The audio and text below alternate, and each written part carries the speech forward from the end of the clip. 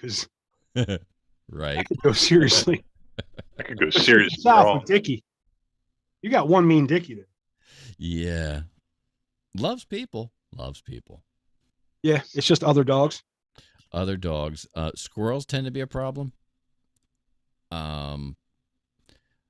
I found Millie out hates everything. Millie hates everything.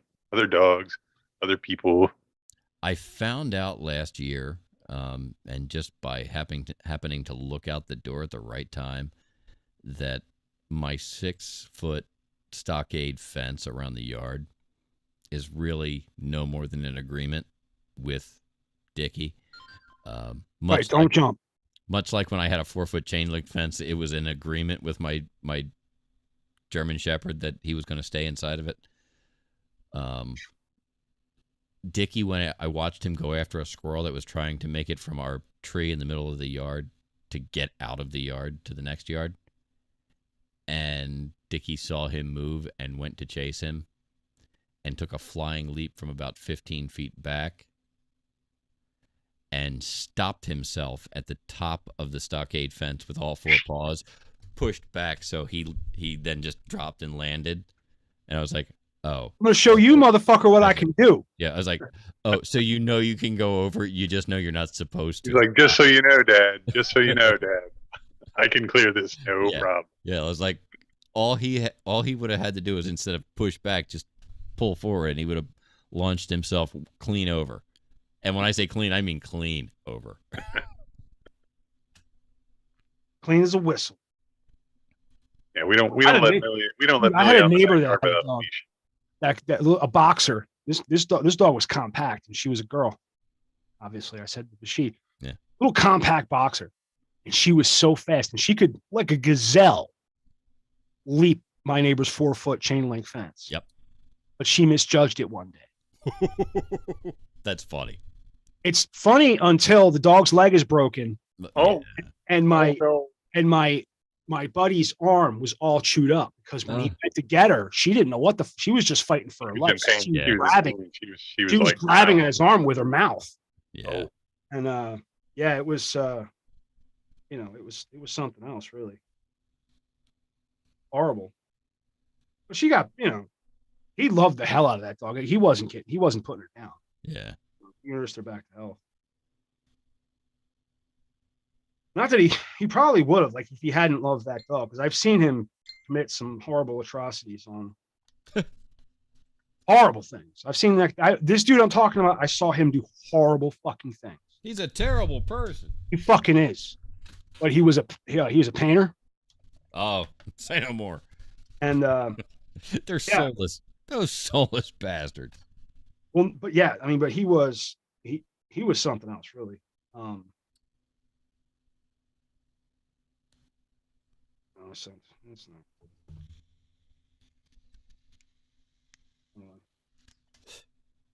How we fixed for starting? I just I can start. See what I have to do. I know the beginning of the show. What I have to do, right, is log into Zoom. Right. On my phone, set up the live stream, get that running, shut Zoom off, close out YouTube, go back into YouTube. Okay. Go to our live, and then I can share it out. Wow. So that's how we do things around here. That's how shit go. You know what I mean? Well, I'm still waiting a moment. Still waiting on the traditional Shecky response. I haven't gotten that yet. I'm sure it'll come. While I saw Shecky today. I'm going to share the. Stop by to pick up his mail.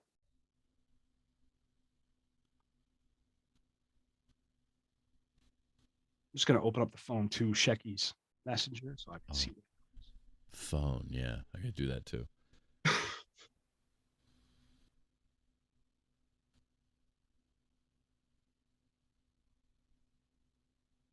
We're getting ready to start the Media Virus podcast. We are just going through some preparative motions, making sure we're all squared away. Live. Because this is a recording set. We record our podcast live in front of you. You have the opportunity to call 646-virus-01. You have the opportunity to interact on the live chat. That's what Pete's supposed to be doing. Yep. So, Man. so hey, while we're doing the show, if you're like, oh, I want to be part of this show, you can do it. And then you'll be on Spotify, Google Podcasts, all the fun stuff. You'll hear it in the intro. But Mike's going to let me know when he's ready. I will. I'm just trying to fill time, as they say. Now, what is it that I can only see? Sign in. What happened here? Like that. Speaker. Now, I should be just seeing.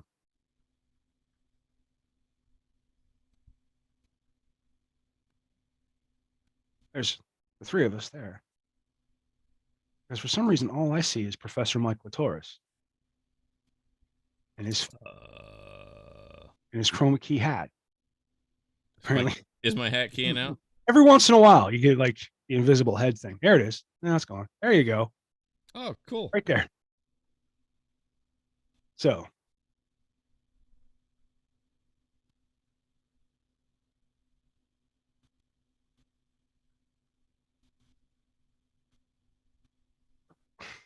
I can pin. All right, wait. Why am I not getting Checky's blessings have arrived. We can start the show. We can start the show. All right. Well, I will abandon what I was trying to do. Oh no. Now I was trying to add that the group that Eric started, the community, I was trying to get our link shared into there, but it was resisting, so. Let's see if I can. Yeah, because you in the chat or in the chat or on the page. Either way, either in their chat or on their page, I couldn't. It wasn't letting me grab the link out of your post, and I didn't open it yet. All right. If anybody out there is technically inclined who wants to help the show, yeah, we could use a technical producer.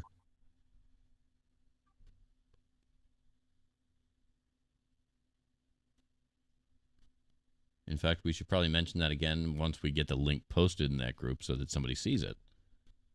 I'll put it in the chat here to see what happens. Because, I would definitely be open to having a pothead that we know do the show with us. It's not a terrible. Maybe a pothead we don't know. Yeah. Yeah, I'm not picky. All right. So I'm going to get ready. I've got my audio running. We are recording. Oh, look at that.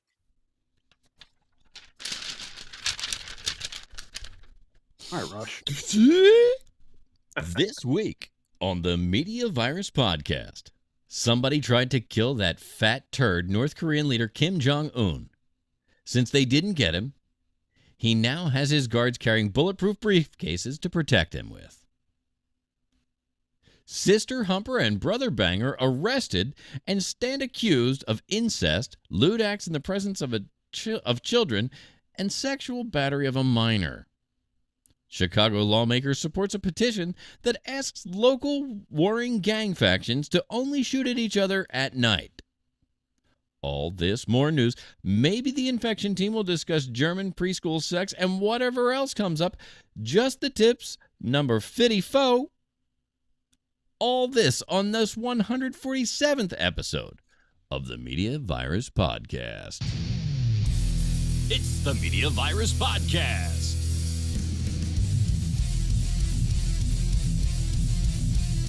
Let's point and laugh at the world burning around us with executive producer Mike Latoris. We're going to start over. BBC correspondent Stanley McFadden. Makes me tingly in an unfamiliar way. Grease Monkey Pete. Damn, Big Daddy. Here's the thing about the Media Virus Podcast. It's really well done. And now, spreading the sage nihilism of an aged Gen Xer, your host and mine, the star of our show, the incomparable Matty Rockdeath.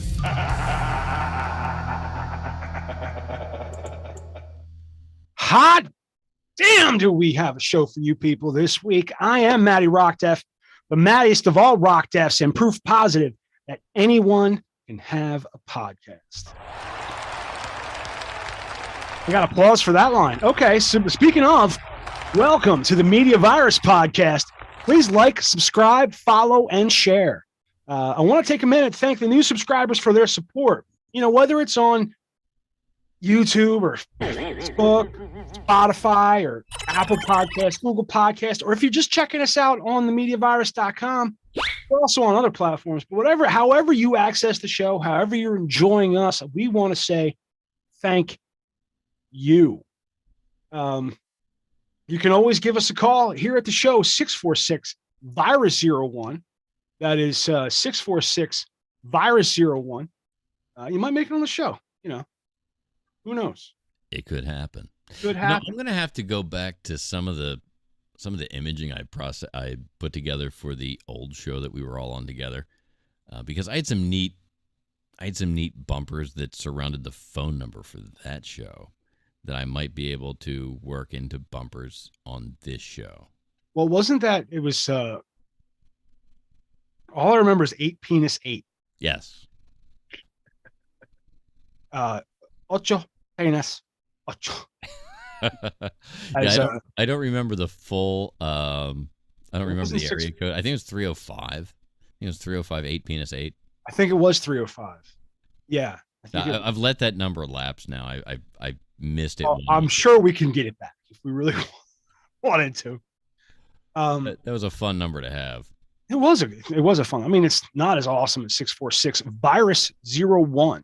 That's virus-01, ladies and gentlemen. And I don't. Usually the phone lines aren't open for A Block because we're kind of rapid fire just going. But coming up, I guess around 9-ish, we're gonna turn the phone lines on. You know, man, for a person that hates the beach, I find myself there quite often. Is that so? As I was there on Sunday in Ocean City, New Jersey. It's in New Jersey, no less. Yeah, I mean, you keep like I have these gorgeous, pristine beaches, and like we're friends with people who won't go to Delaware.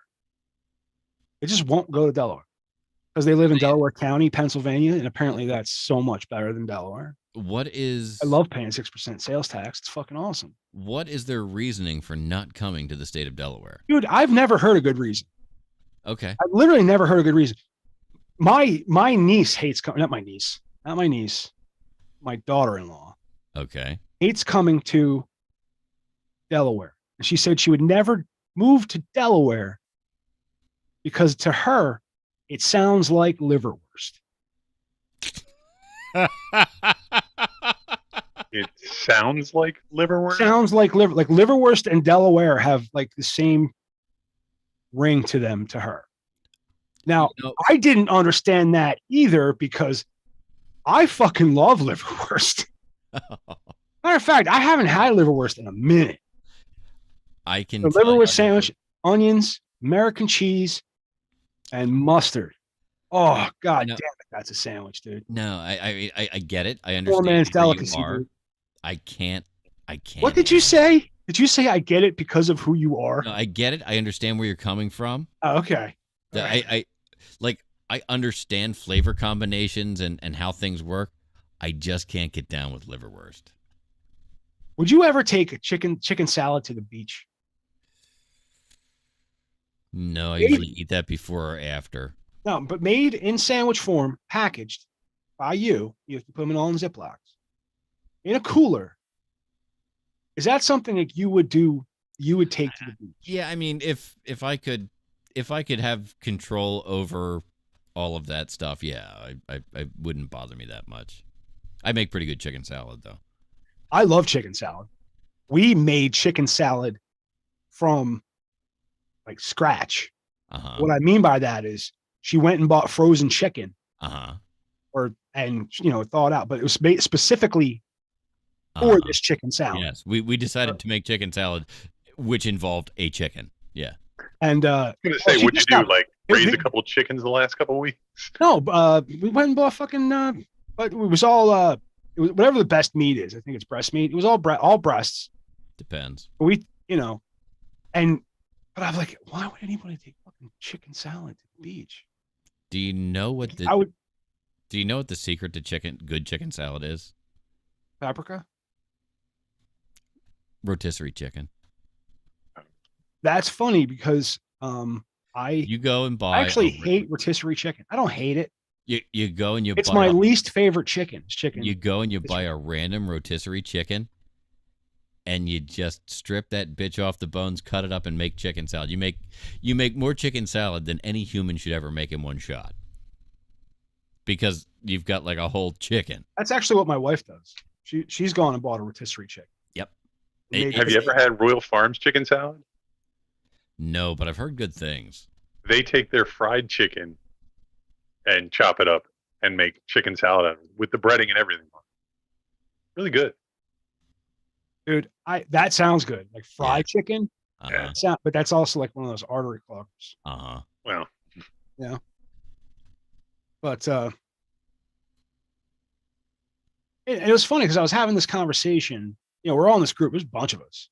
Okay. And I guess because I guess everybody assumed that the beaches weren't going to be crowded on the last weekend in, pretty much the last weekend in August, except for next weekend. Right. Yeah, I mean, she did it's the end of the season. Yeah. Right. So they didn't think the beaches were going to be that crowded. But you know what happened? It's crowded as fuck.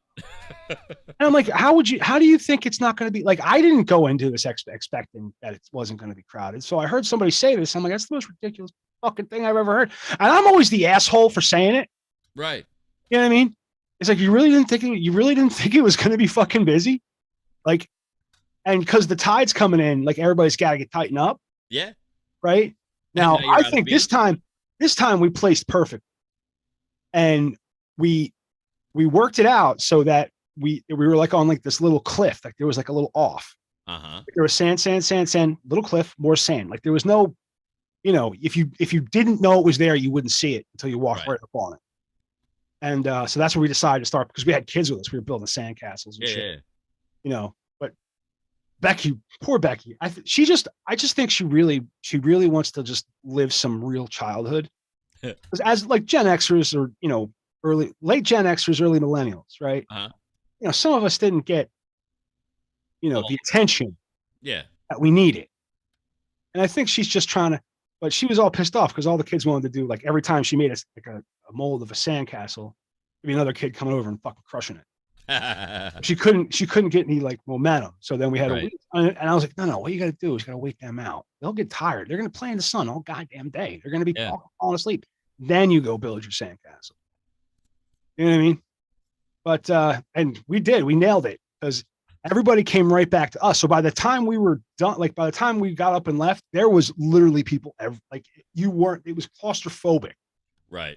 Like you couldn't see the horizon. That's the one thing I enjoy about the beach is staring into the horizon. Yes. Just looking at all of that nothingness for forever and watching it. It looks like it drops right the fuck off. I love just sitting on the beach and staring off into nothing. It's fucking fantastic. And I think it's the same type of feeling as staring at fire. It's similar because it's like you feel chemicals in your body being released. On some level, when you get to the coast and you look out, you realize you're standing on the edge of land and you look out over this vast sea that touches it. The first thought that comes to your mind is, all this is mine. As far as I can see, wherever I look, all this is mine. And human males identify with that. I mean, but it's just so, and for me, like watching fire, like that's very primal. This destroys everything. And I feel like looking at the horizon's primal as well. Right. Yeah. I mean, if fire there's a reason that I've controlled it. Think about it. Somebody stared at that fucking horizon, right? And it's like, you know what? I've seen wood float. I've seen it. So what I'm gonna do, I'm gonna get a bunch of floaty wood. I'm gonna make sure the fucking wood floats. I'm gonna get a bunch of floaty wood. All right. I'm gonna strap that shit together. And I'm gonna see if I can fall off the edge of this fucking thing.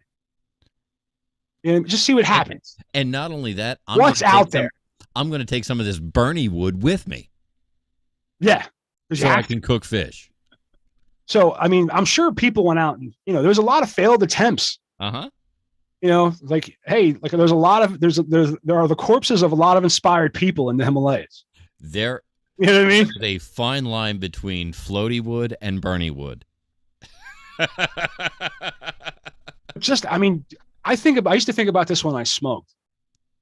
And you do a lot of different things to justify your behavior. Sure. Right. And I would think like it's very primal to light a bundle. Deep thoughts with Maddie Rock Def. And keep moving. Like you take that bundle of fire with you. Yes. Right. But just not only do I have a bundle of fire, I can just light the bundle whenever I want. So I can light the fire whenever I want. Yes. One of the advantages to being a smoker is you always have a lighter. Yes. And when a lighter comes in, when you need a lighter, you're in the shit. You know what I mean? Yep. Life's gonna suck. Like if you need a lighter, that means life's gonna suck if you don't have one, or matches.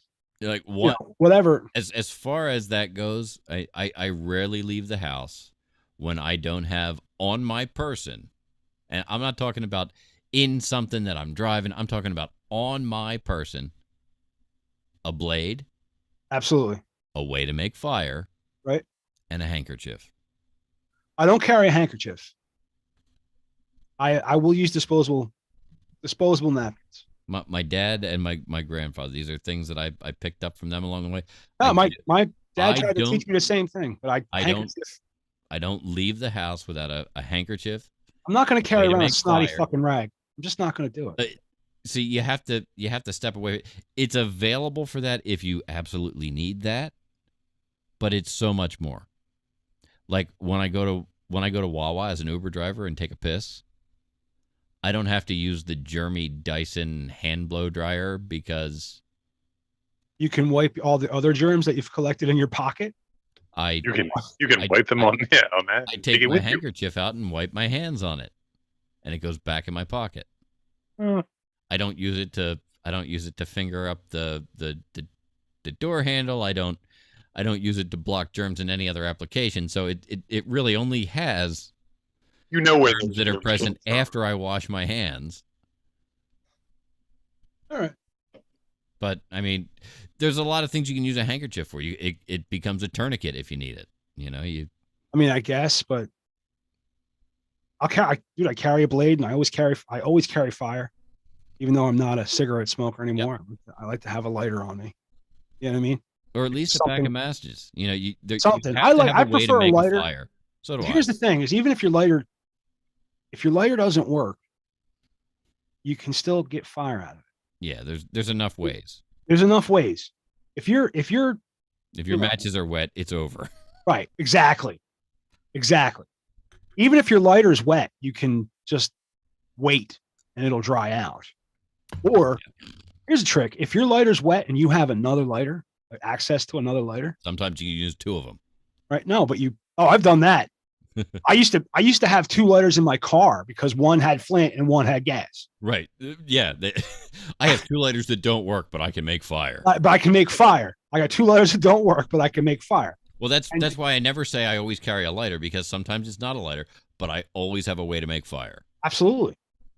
It's important. And because we grew up the way we did, like, I guess if there are like kids like in their 20s watching, they don't maybe quite understand, that we used to have to go out and play. Yeah. And make our own fun. And it gets cold, man. And fire's cool. Yeah.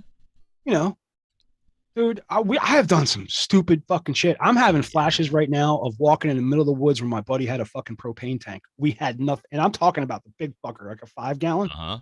He had a propane tank. We had nothing else. We had no apparatus to run, just a tank of propane. Yep. Yeah. And that was for we were camping. Because I had a house in the Poconos, right? And it was an enclosed development. So there was no hunting on the grounds. Right. You weren't going to get shot at. Right. Probably. Right. So we take our fucking Red Ryder BB guns and we would go out and just camp. We ate dinner at home or whatever, whatever we did. And then, because there used to see, now shoot your eye out. It sounds like I'm a spoiled fuck, because there was like a. You lived in a gated community that had woods that were safe to camp in. So there was also a lake and a peninsula. And on that peninsula was like a country club, not like a golf course. There was no golf course, but there was like an Olympic sized swimming pool. I thought you were a Basketball. blue collar poor like the rest of us, Matt. My father you was were- very, you were my father bougie. had me in his 40s.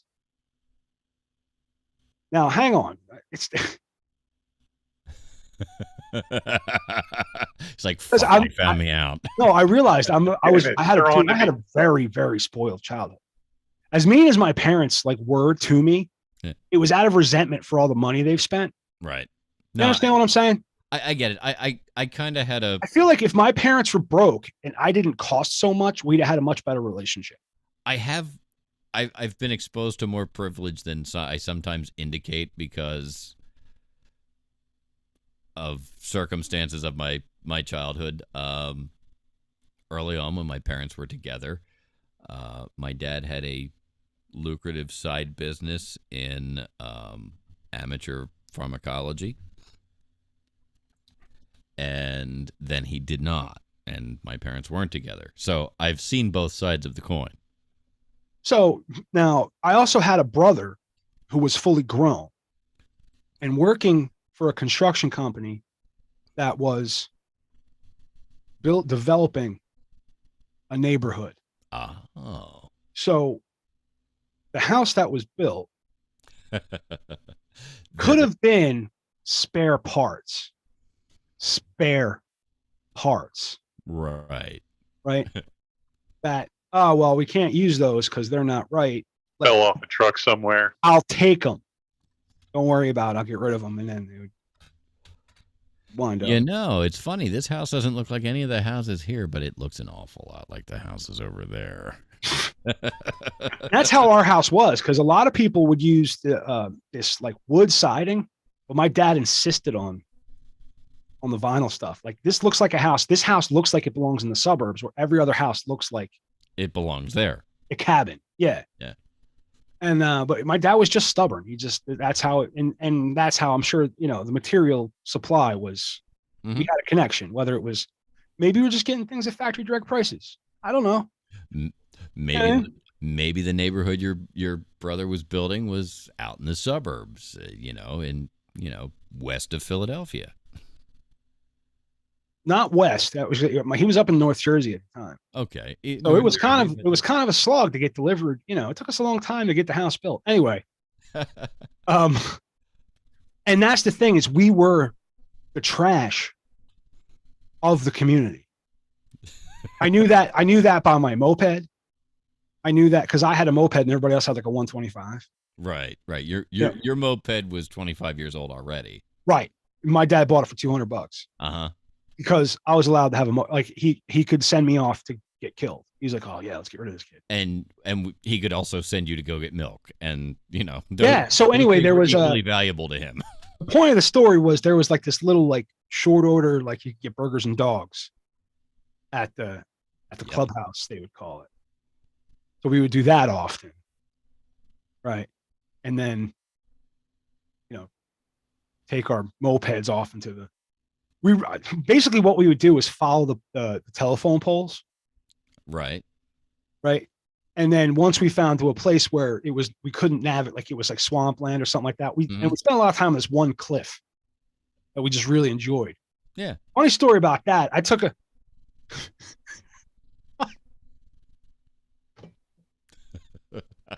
this makes me giggle all the fucking time because we're all fucking hanging You out. didn't run into like a coyote or No, we're like Or a 13, roadrunner out there, like did you? 14-year-old kids, right? We go out and my parents, like I grew up during the age of the Satan scare. Ooh. Right. So all the music was satanic. Uh-huh.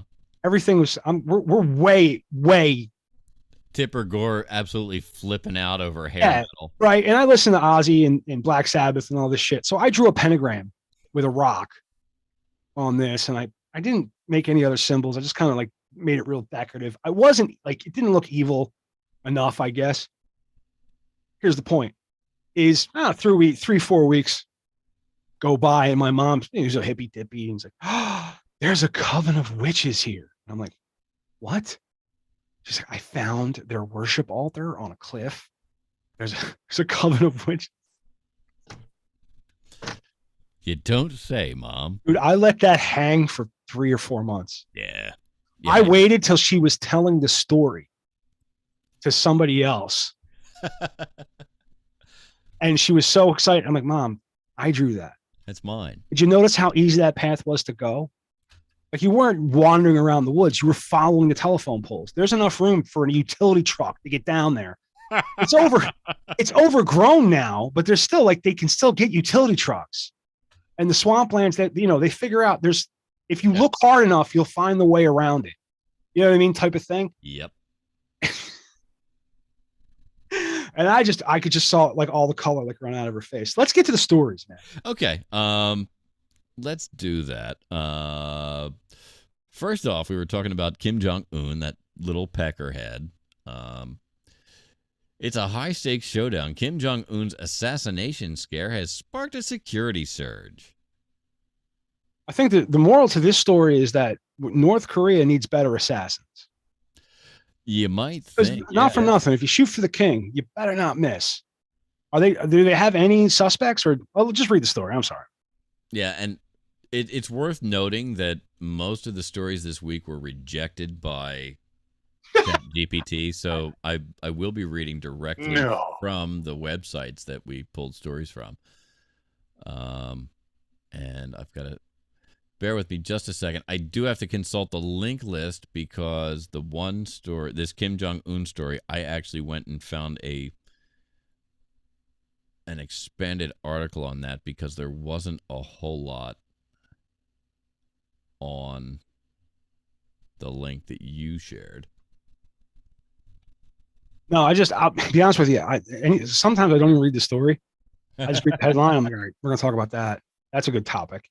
Because the story is not that important. It's, just often. But I mean, the link that you shared literally had a sentence that basically said, "Hey, somebody tried to kill him. See ya." So I wanted to get a little more information about that. So I'm getting the link list up right now so that I can get the second link that I put in there for it. Because there are some interesting aspects to the story. Part of which I think is one of the most interesting points is the response. The official response is that his bodyguard detail, are now compelled to carry ballistic briefcases. Did you say ballistic briefcase? Yes. Like the briefcase blew up, like Valkyrie his ass? No, like a briefcase that is essentially a flak jacket kind of a device. Oh, he held like. Oh, did they actually get to them? They're bulletproof. They can like open them up and spread them out and hide behind them. Deal. I feel like a briefcase that blows up is better way to kill someone. Son of a bitch! It didn't save it. Oh well. I had a whole second deal. It didn't save it. Oh wait a minute. Maybe no, that was that one. Anyway, we'll just poke some fun at this asshole. That's who he is. As an explosion has rocked the North Korea. It's just funny this comes on the heels of our disease circus. Yeah. We were just talking about good ways to assassinate Kim Jong-un. That's right. This guy didn't take any of our advice. An explosion has rocked the North Korean capital of Pyongyang in what is being described as an assassination attempt on Kim Jong-un, the country's supreme leader since 2011. This incident, which occurred in the past 8 weeks, has led to heightened security measures around Kim Jong-un, as he reportedly feels increasingly uneasy about his safety. As he should. Hey, listen, when you got to pass a decree to ban suicide, you're not a popular leader. Okay? And it doesn't matter what the state, you don't allow dissent, but so you don't know what people are fucking thinking. That's right. I don't know if I'm going to be able to get this on any kind of playlist or Spotify because I've been looking for this song by they're a band called My Own Religion.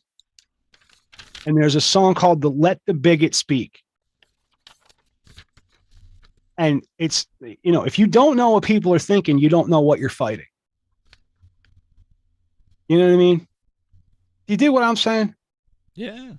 You got to know who the toxic people are so you can avoid them. And I think that goes with everybody. Absolutely. But, you know what I mean? Like if you lean one side, maybe you don't want to associate with somebody. One of the most important lessons I've ever learned, particularly in business, is the known quantity. The rule of the known quantity is the things that you can plan for and accommodate. Right. Things you don't know are dangerous. That's right. The leader has imported new explosive detection equipment and added guards equipped with ballistic briefcases to his security team. The tightening of security around Kim Jong-un includes the introduction of ballistic bags or ballistic briefcases made of carbon fiber. These bags are not only bulletproof, but also protect against tasers and electronic-based ordnance. In the event of a suspicious activity or potential threat, the guards can raise these bags to shield Kim Jong-un. They can also be unfolded to create a fabric shield, providing additional protection if a threat arises. So they're carrying around foldable riot gear. Yep. Is what's happening. Yep. Kim Jong-un's security is got portable, foldable, so they don't look so conspicuous. But I mean, that's what it equates to. Here's a new interesting angle, and it actually arises out of historical context for these ballistic cases. It's noteworthy that Kim Jong-un's father and predecessor, Kim Jong-il, also equipped his guards with ballistic briefcases. These cases served a dual purpose as they contained medical equipment, including a portable defibrillator for the elder leader. This raises questions about whether Kim Jong-un's briefcases contain similar medical measures. Analysts who spoke to the Mirror have pointed to two specific instances in April when Kim's bodyguards were seen carrying these cases during a visit to the North Korean Space Agency and at a ribbon-cutting ceremony in Pyongyang. These instances have all the medical equipment in the world, but you can't cure syphilis herpes. All right. So I'm talking koalas, I'm talking armadillos, I'm talking fucking prairie dogs. We can just send them a petting zoo, man. We could probably fill that palace with prairie dogs, and he wouldn't even be the wiser. He's like, oh, look at all the prairie dogs. I have to ask, did you get to any of the images that I laid out per your request? Oh no, I did not. I completely forgot that I asked you to do that. Okay. I'm sorry. I went to look and we were having that issue. Yeah, and then I sent you. And I was trying to take a shower and I was in the middle of taking a shit. Is that something that I can only access maybe on the PC? Is it maybe not for phones? No, there's an app for the phone as well. So do I have to download the app? You might, but I didn't. Because it was not letting me log in like at all. Okay. I'll get you into it because I think there's value in you playing with it. Anyway, did you make images though? Yes, I did. You have those? I can get to them relatively quickly, I think. So let's go over here. Talk amongst yourselves. I need a moment. It's Kim Jong-un has got to be the biggest dipshit. Yeah. Like, it's just dumb to behave in this way. Mm-hmm. I don't. But when you're the boss, nobody will tell you no.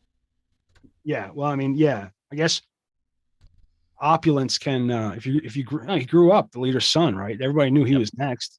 He came to he was educated in the United States. Why did we let that happen? That big of a deal at the time. But he's always been really enamored with American culture. That's why he's friendly with the basketball guy, Dennis Rodman. I completely forgot his name, Dennis Rodman.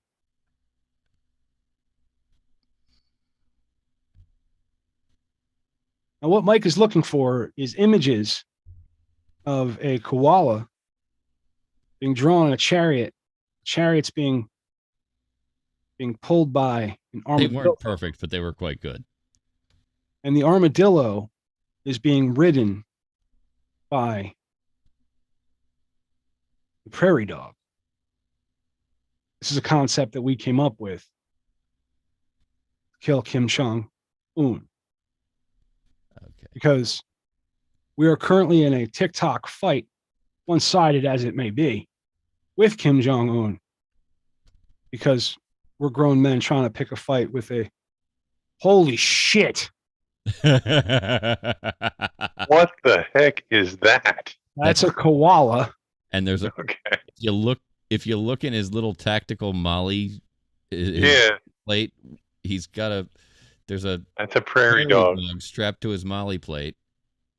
Can you post these pictures to the site? Yeah, I can post these.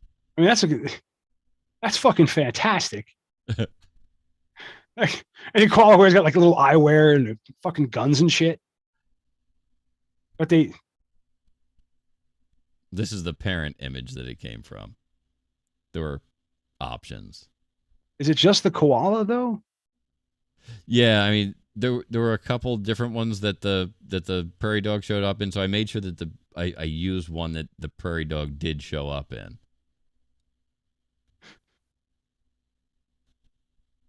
It couldn't produce all those animals at once. Well, I was not expecting so much detail. If you look back here, it tried to do the prairie dog, but it's just a little piece of fur with some random eyes jumping off of it. It's creepy. So it didn't detail in the fur on that fucking koala. I know. I like the koala with the eyewear. The koala with the eyewear is yeah, the one he's got that little. It's like they're holding his eyes open or something. Well, he's got an earpiece that comes down to his eye, so it probably gives him some augmented reality kind of view. Yeah. Did you tell it was going to go kill Kim Jong-un? No, I did not mention Un at all. But these are related images that other people have done that were close enough that it popped. Kind of showed it to you. Ooh, look at that rat with that big fucking elephant gun. Yeah, right. That's fucking dope. I don't think these are good. This is delightful but scary at the same time. It really is. Like this one over here is like Stuart Little. Except he's holding. It looks like he's holding a blowtorch, but it's not connected to anything. And that car only has 2 wheels. So that's AI generated. I wanted to illustrate, the entire image, but right. It really focused on the koala. Yes, because that's where I started. Actually, let me pop back and open the other one, because I think both of the links that I sent were very similar. I just liked one better than the other. No, that might have been the one I sent already. All right. Well, we've spent too long on this already. What's the next? Probably, next yeah. story? Well, the next story, as it turns out, is about a brother banger and a sister fucker. Dude, I read this fucking story and I was blown away. Yeah, like not only the brother and sister. Oh, wait a minute, it gets worse. It gets worse. Oh, wait, it gets worse. So a brother and sister are having sex. Consensual sex. Which they hammer home in the article multiple times. Which I don't know how that makes a difference. I guess so. It's not an extra charge on the brother. It's like, I guess maybe you don't want anybody to think it was an accident. But the person who wasn't consenting was the minor child that had the watch. And apparently another minor child that the sister has confessed to abusing separately. This has probably been a family long. Like, I guarantee you, their family tree does not fork. There's no way that it can. That family tree is a straight fucking line, because there's no way you even think that's acceptable, unless that's how it's always been. An Ocala brother and sister were arrested by local police after they were accused of engaging in a consensual sex in the Well, my auntie mama said it was all right. presence Uncle of Daddy thinks it's fun to watch. children and sexually abusing a 7-year-old child. Jesus Christ. This summer, an Ocala Police Department officer received a report from individuals that a woman, identified as Samantha Lynn Tober, had allegedly sent nude images of... Tober sounds like a name that is an inbred family. A little bit. Tober. You gotta watch out for them Tobers. They're all. I talked about I was talking about the Poconos earlier. I had to go to school up there for a year. Half the goddamn town was named Schaefer. I had 2 teachers, and there were like 11 classmates named Schaefer. Some of them spelled it differently, But they all looked alike. but they all kind of looked alike. And not that their eyes were close together. But it wasn't fetal alcohol syndrome. But yeah. I mean, I'm not casting aspersions on anybody, but when half the fucking town is named Schaefer, I feel like that's a generation of inbreeding. Probably, yeah. You know what I mean? That's all I'm saying. So Samantha Lynn Tober allegedly sent nude images of a 7-year-old child. You know what the most popular beer in that town was?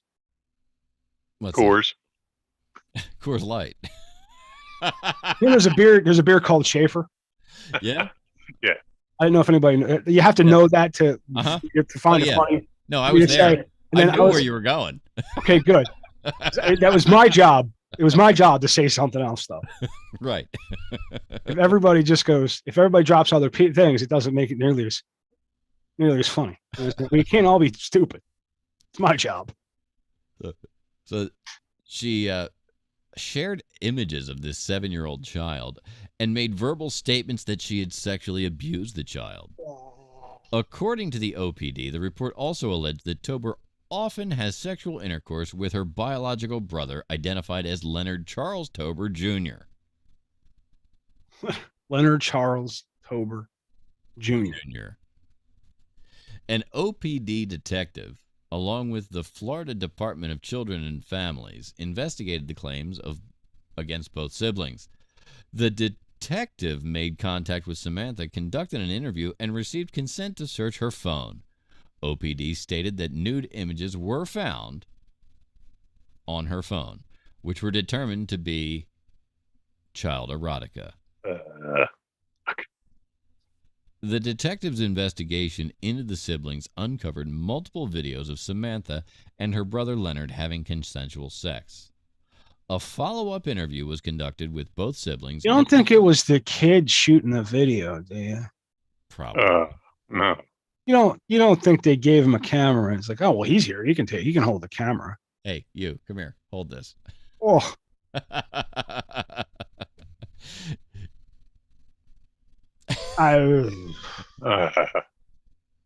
Hey, do me a favor. Dive in close on Uncle Lenny's balls. That kid apparently doesn't belong to anybody that's been arrested. Yeah, they haven't. You didn't mention it. Like it's not like it's just some 7-year-old kid. Who leaves a fucking child with these two? That's my question. I don't fucking know. But so as I was saying, that a follow-up interview was conducted with both siblings. It determined that the 2 child victims were present during the incestuous acts. Additional evidence was also obtained, which allegedly revealed that Samantha had committed a sexual crime on a child. On Monday, August 21, the Tober siblings were arrested and transported to Marion County Jail, where they were both... Not for nothing, but diddling kids used to be a male-dominated society. And I just want to point out how far women have come. You know what I mean? They've really broken into, honestly, a male-dominated field. Yeah.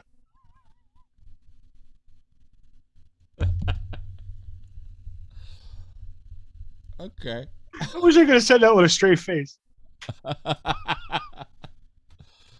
They are both facing a dozen felony charges for lewd or lascivious exhibition, 6 counts, and incest, another 6 counts. In addition, Samantha is facing felony charges for sexual battery on a child under the age of 12. Both Not for nothing. It is against the law. It's against the law to have sex with a sibling. In most places, yes. Like a biological sibling. I mean, Yeah. I know step siblings, a whole category on Pornhub. It's a little weird that they had to make a law, but yeah. Yeah. But that's my point is there's a reason there's a law against this shit, against shit like this. Because people fucking do it. I'm not excusing anything. I'm just saying this fucking happens. You know what I mean? And you got to make laws against it. You got to tell people, listen, you shouldn't fuck brother and sister. I know you think they're good looking because they look just like you, but it's really not. It's, you know, we can't have a society of mongoloids.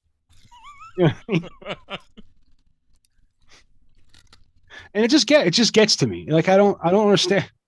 Yeah. No, I get it. In the B block, I'll tell you about a ride this week that was rough for me. And you know what? I was watching this thing, and the Virgin Mary was somewhere between 12 and 14 years old. Probably. You know, when she became pregnant with Christ. Yep. With our Lord and Savior. Now, that part didn't seem odd to anybody that this grown ass dude is marrying a 12-year-old. No, it didn't. It was fine. No, okay, fuck it. We can. It was pretty normal at the time. Your basic plan as a father was to get rid of your daughters as early as possible so you didn't have to pay for them anymore. Right, because they're expensive. Yes, they are. Right. So you find some sucker, right, who thinks he's buying something. This is what my father used to. You know, my father gets a little tipsy sometimes. Just starts talking. He's like, I wound up. He's talking about his first wife. I wound up with 3 kids. You know, I've had a boy the first time. I'd only have 1.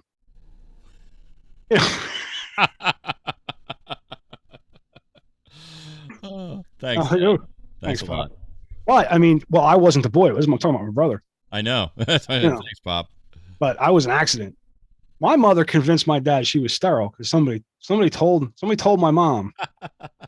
Because my mom had a problem after my older brother.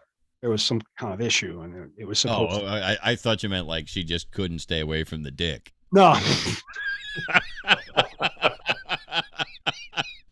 Yeah, she had a problem. My mom had a problem after my brother. No, my mom had a medical issue.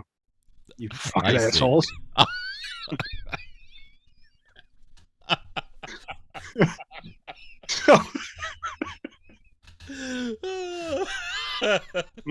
mom was a cockhound after my brother. Hang on.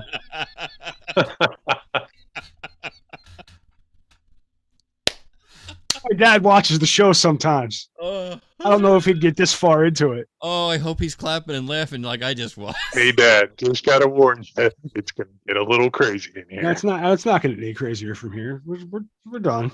I respectfully ask everyone to stop calling my mother a cockhound. No, she had a medical issue, so she was right. She was supposed to be sterile, and this was supposed to be no gag reflex. Matt, right? Fuck, which one are you, Pete? Sorry, I didn't. Oh, fuck. All right. So, how great is it going to be when you go to your parents? What were we talking about? Your dad shouts out for your mom, "Hey, cockhound, come here!" All right, what were we talking about? Your mom.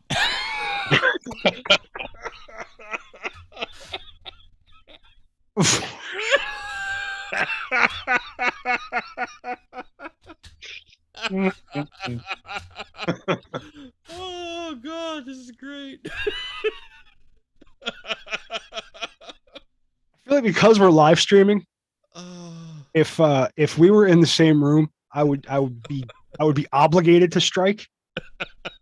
It would hurt me a lot more than it would hurt you. I guarantee it. But probably, it would be an obligation. You know what I mean? Oh, if it's any consolation, I have tears running down my face. I should be crying at the horrible, horrible things that you said. Well, that's exactly why I'm crying. I know that. I'm very sensitive. What was the we're talking about I don't know how I wandered on the mic. I'll tell you what, if the story I started telling was even remotely interesting, I'll listen to the playback and continue on. So it's a cliffhanger. I forget where the fuck we were talking about. I know we were talking about the brother and sister having sex in front of kids. Yes, that No, that in Kentucky. Was that Kentucky? Doesn't matter that much. Florida. Of course it's Florida. Florida. Of course it's Florida. Yep. That's where things like Florida. that happen. That's where things like that happen and people get arrested for it. Speaking Florida. of people getting arrested, out in Chicago, apparently they haven't arrested enough people. There's apparently an alleged gang war going on. Yeah, Chicago is a nightmare. Everybody fucking understands that. I mean, And there's one Chicago lawmaker who's promoting a petition and that asks the gangs to stop shooting at each other during daylight hours. from 9 a.m. to 9 p.m. They're asking people not to shoot at each other. I think that's pretty reasonable. It's a reasonable. That seems fair. Except, what are they going to do if the gang members don't listen? Well, then therein lies your problem. It's unenforceable. Right. I mean, it's as enforceable as as the gun crimes are, as the crimes are now. Right. No, And is there enforcement? Is there a presence in the Chicago? Like, are they? I mean, is it like the rest of the country, and you don't see cops anywhere? I went to. All right, so Mike was making fun of me earlier for drinking Coors Light, and I went through whole explanation as to I didn't want a heavy beer. I just wanted to catch a few beer, a couple beer buzz and have like fun for the show, whatever.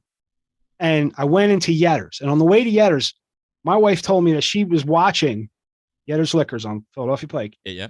She was watching this woman walk out with 2 gallons of Tito's. Wow. That's a lot of vodka. It's a lot of, just walked out with it. That's not Like cool. steal it? Yeah, just walked out with it. Oh, Now, Because that's how it be, dude. I know You it's just walk the fuck out. I know it's the wrong end of Philadelphia Pike for you. But my cousin, Ed, Oh, it's Pico's liquor. has Pico's at the other end of the I should go there. Pike. It's a nice liquor store. It really I is. passed 5 liquor stores to get there. I know. I mean, I would go because I went in there once just as in it, like it was like one of those quick things that I didn't even I didn't make the connection yet. Yep. And it's a cute little, liquor store. I think I bought a 6-pack because my buddy used to live, my wife's friend who has a husband. Right. I need to come up with a term for my wife's friend's husband. You understand what I'm saying? Yeah. Yeah. Because it's not like these aren't dudes that you would hang out with on your own, but they're dudes. But you find them sort of unnaturally, and it works. Yeah, and you enjoy their company, Yes. right? We got to figure out a word for that. Yeah. Okay. Yeah. We'll get on that. And it's got to be like a complimentary word. Like it can't be like he's fuck faced. Yeah. Right. Yeah, So we'll get on that. That's work we got to do. Stay tuned, guys. We come up with good shit.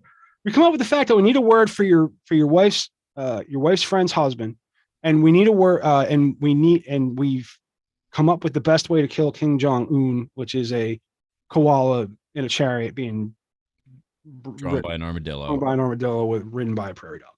All right. Right. It seems to me like a very simple, and we don't have to spend millions on bombs. No. The most expensive part of the whole operation is everybody's on meth. That, and I feel like the CIA can just supply that. Yeah, I mean, I don't feel probably like not we that need like expensive. if we can get the government on board. I think they have all the psychedelics and amphetamines that we plenty of resources. absolutely. All right, but So as I started to say about Pico's, they have what you would appreciate is they do have a whiskey section that has some special whiskeys in it. I thought that. well, see, to me, a special whiskey is something under $20 that everybody can drink. I don't know about under $20, but I recently I haven't bought whiskey in a while, and I don't. recently tasted a fantastic American whiskey. It's called Tin Cup. I've had that. It is good. Wow. Yeah. Like you could. It's the kind of whiskey you could pour a room temperature glass of it and put your feet up and just be okay. I had to I had to make some concessions, going to the beach, Yeah. right? My wife, you can't drink on New Jersey beaches. You can't drink on Delaware beaches, Anyway. technically. But yeah, Right. no, I get it. So she wanted tequila, and I just wanted to have a buzz. Right. Right. And I don't like tequila. Ah, Tequila is one of those things I can't. I love it. It makes a tingle down the back of my neck that I dislike very much. I love tequila. There is a tingle. It's a weird, no other liquor gives this to me besides tequila. Mm-hmm. So what I did was I bought, a small 200 mil or whatever. Pint, yeah. Okay. Of tequila. And then I bought a quart of Amsterdam vodka. Right. But I got the 100 proof. Mm-hmm. I always look for a higher proof because I feel like that's a better quality. Well, that and you drink. I know that proof is a higher alcohol content, but they just don't need to drink as much of it. They didn't write, and they didn't water it down to meet standards. This is what it is. This is where the flavor's perfect type of thing. Anyway, figuring because I've done this, I've mixed whiskey and vodka together, and it vodka brings out the flavor of a whiskey. Okay. Just like water does. Right.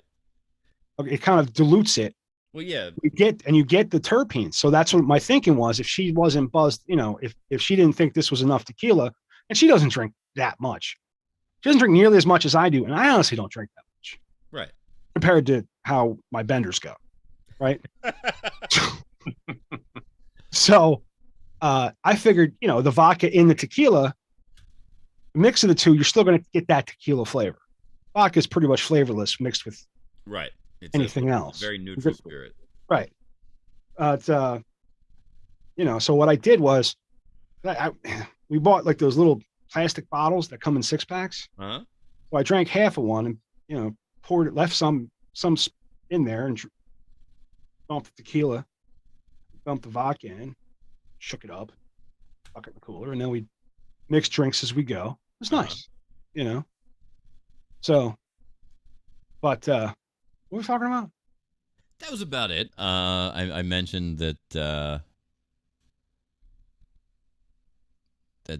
Chicago lawmakers are looking to have gang member or have everybody sign this petition that asks the warring gang factions to only shoot each other at night, and that's kind of where it goes. I mean, the overlying. This is how stupid we've become.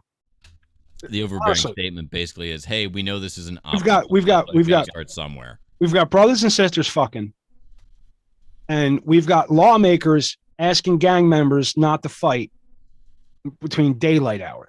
That's the most ridiculous thing I've ever fucking heard in my fucking life." Oh, don't forget about the security detail that holds up bulletproof suitcases in front of Un. Well, I mean, we can't, as a society, I don't feel like we can really claim Kim Jong-un. Well, no. He is a product of his own. I sincerely think we should definitely not, own or identify with him. So, but this is the decline of Western civilization. We're almost there. We're almost, again, it's a slow march to hell, but there's only a couple more miles and we're there, guys. Yeah. So let's keep up the good work. All right? Because honestly, nothing fucking matters. And it's all a sham. It's all a sham, no matter what. Dude, this whole reality that I'm in doesn't make any fucking sense to me. Not at all.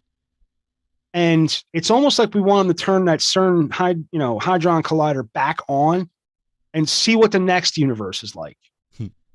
Let's see what the next reality is like, because this one fucking sucks. Yeah, it's funny that you bring up the Large Hadron Collider, because I remember when they finally got it to work, someone was so excited that there was a typo in the paper. And in one of the large worldwide newspapers, the headline read that they were able to get the Large Hadron Collider to work.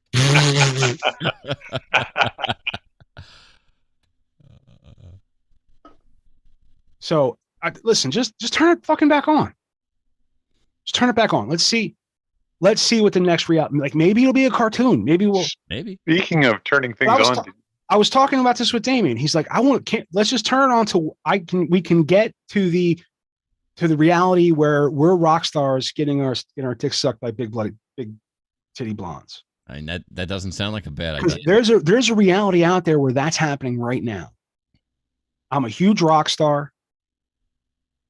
Okay? Because if anything you can think of, there's a reality that exists for it. Yes. Right? So that reality is out there. Hi. But on the other side of this, we're gonna take a quick break. We've running real fucking long. Yeah. We're going into the B block. I want to say goodbye to Von Vitti. If you don't know what I'm talking about, stick around. You can give us a call, 646-VIRUS-01. That's 646-VIRUS-01. And we're going to take a break. Mike's going to do the rest of the work. And then I'm going to go take a break. We'll be back in the B block, but just want to remind you that tonight's entire presentation, the A block, the B block, and the C block, are brought to you by 302-46 Voice, My Sports Reports art shop that you can check out at redbubble.com and on mysportsreports.com.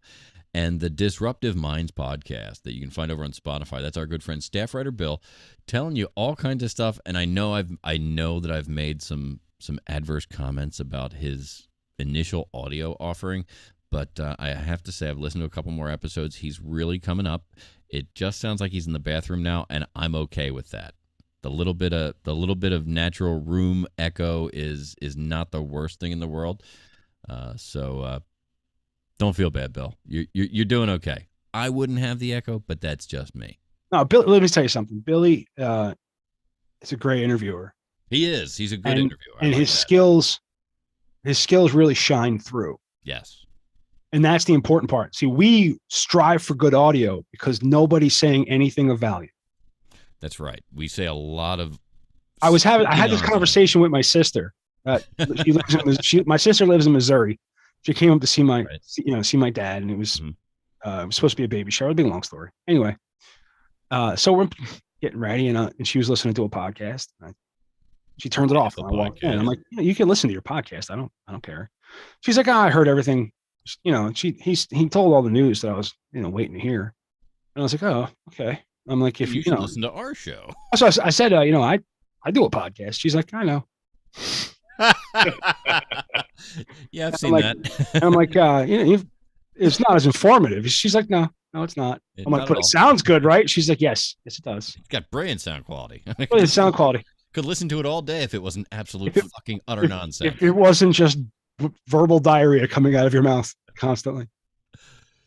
So go ahead. Beautiful ASMR experience. I just can't take what the fucking actual content is.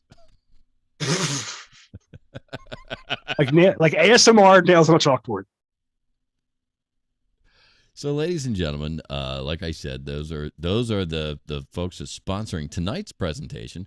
On the B block, when we come back, you'll be able to check in. Like we said, we're going to say a fitting goodbye to Von Vitti.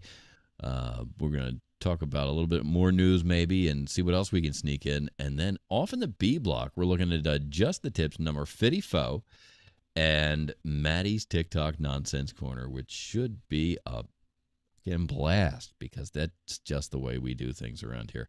We'll be back with the B block right after this from our sponsor. Hi, I'm Mike, and I want to make audiobooks with you. If you have a book that needs a voice, Michael D. Pico is the voice that your book needs. Authoritative yet pleasant, smooth and consistent, Michael's voice is perfect to read your book for all to hear. Book Michael at 302-46 Voice.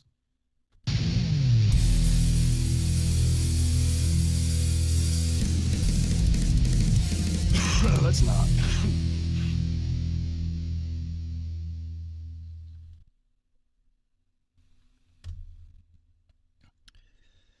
And an hour-long A block down.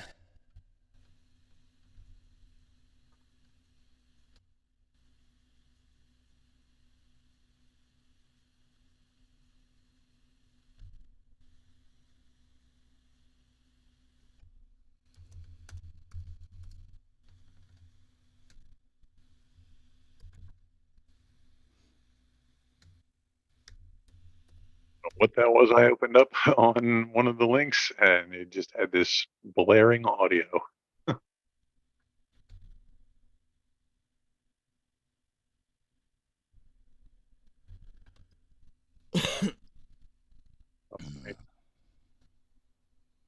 I do have to run and take a sinus pill. I forgot to take them. I was drinking. It's my fault. But it's got to happen.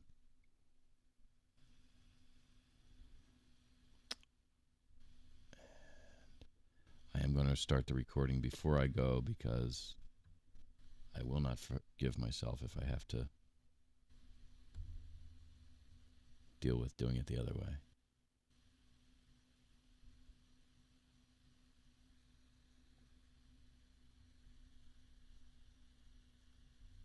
All right, I'll be right back.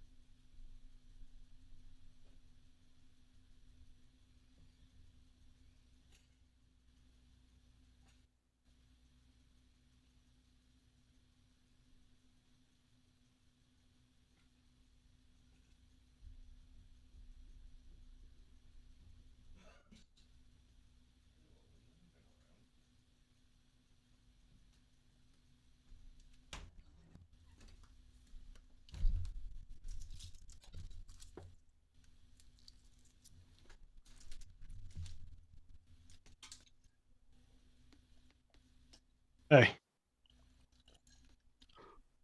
Hey. Did you see me struggling to get out of the chair? No. All right. Are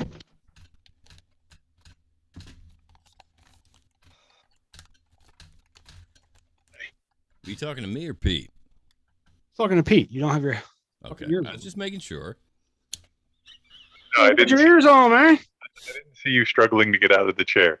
Oh, Okay.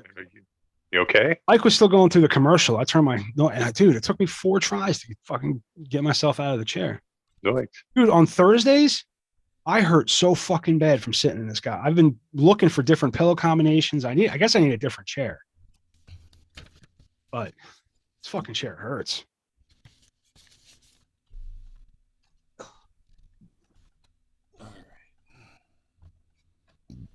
Pardon me. You guys ready? Yep. Alrighty. Make sure I have content up in front of me so that I'm not scrambling. So I need the Von Vitti story up. And that's Machlinsky. I think that's it. Yeah, I didn't know the guy personally. Machlinsky maybe? Machin. I don't know. All right. I'm going to get us started.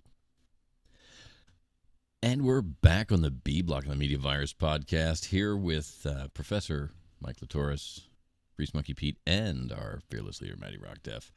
A couple of things we're going to get into, but before we get too deep, a few weeks ago on the show, we talked about, I don't remember what brought it up, but something came up about the town in Austria called Fucking, or Fuking.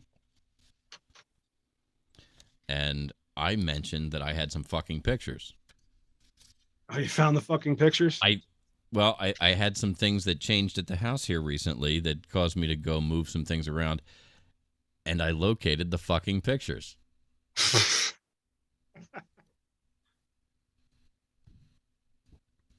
So yeah, I have fucking pictures of Austria. It's terrific. Thank you for putting up with me showing you up. You know, I know how I know how it is when somebody wants to show you some picture you're really not that interested in. But thanks for looking at my fucking pictures. Look at your dude. Hey, who wouldn't want to see your fucking pictures? Some people, man. Just they're pictures of fucking. Who wouldn't want to? Those are the Those best. are nice. Those are nice fucking pictures. Right? Those were nice fucking pictures. We're talking about the Austrian town, of course. I heard they actually have now changed the spelling of the town because of all the sign theft that they were having. Really? Yeah, once the English speakers kind of caught on to what was going on over there, they would go and they'd rip off the sign. Well, do they have fucking tour guides? Well, I think they've embraced it, and like there's a fucking tavern and there's a fucking place you can go to lunch. And is there a fucking gift shop? I think there's a fucking gift shop. But I mean, honestly, they should lean into it. Right, you know. Instead of, I mean, you become a tourist attraction at that point. I'd have a fucking hotel, a fucking bed and breakfast, a couple of fucking Airbnbs.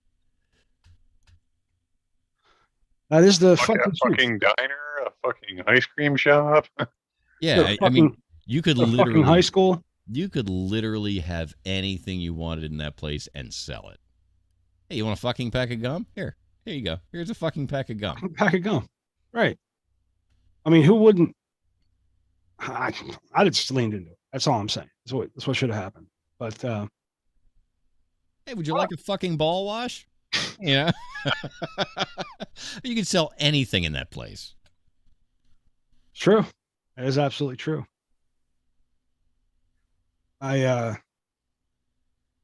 Getting into the story here.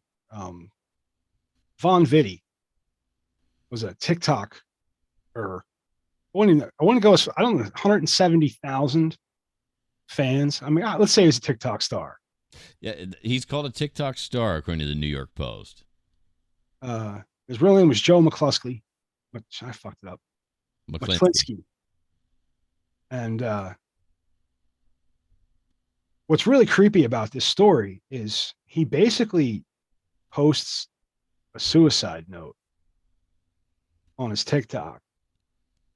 And it's really disturbing because of how incredibly calm and content he looks. And I'm trying to remember the term for that. I think it was pink clouding. Like that short time. There's a time between when some people decide that they're going to commit suicide, like they're going to kill themselves. Yeah. And they're just okay for a while because the time that they have a plan, they're sticking to it. So they become, almost like a blissful state, like everything's okay. Yeah, like they're normal. Yeah. And I mean, I've commented on a couple of this guy's, TikToks. Right. He had some funny skits. You could kind of tell after a while that his mental health was kind of declining. Yeah. And then, the TikTok that he posts and the TikTok previous to that, if you go through his account, I don't know how important it is, but there's a little bit of a difference in his demeanor, but not much. Right. but what's before that, he's, obviously struggling. Right. It's like he made the decision and then, Well, let's. I mean, but it's one of those things. Like, is it a selfish thing to do? Is it a kind thing to do to say goodbye in a video? Yeah, I don't know. That's kind of hard. I'm going to share a little bit of it because I think the context is important. All right, yeah, this is the last video that he. And why is there no audio?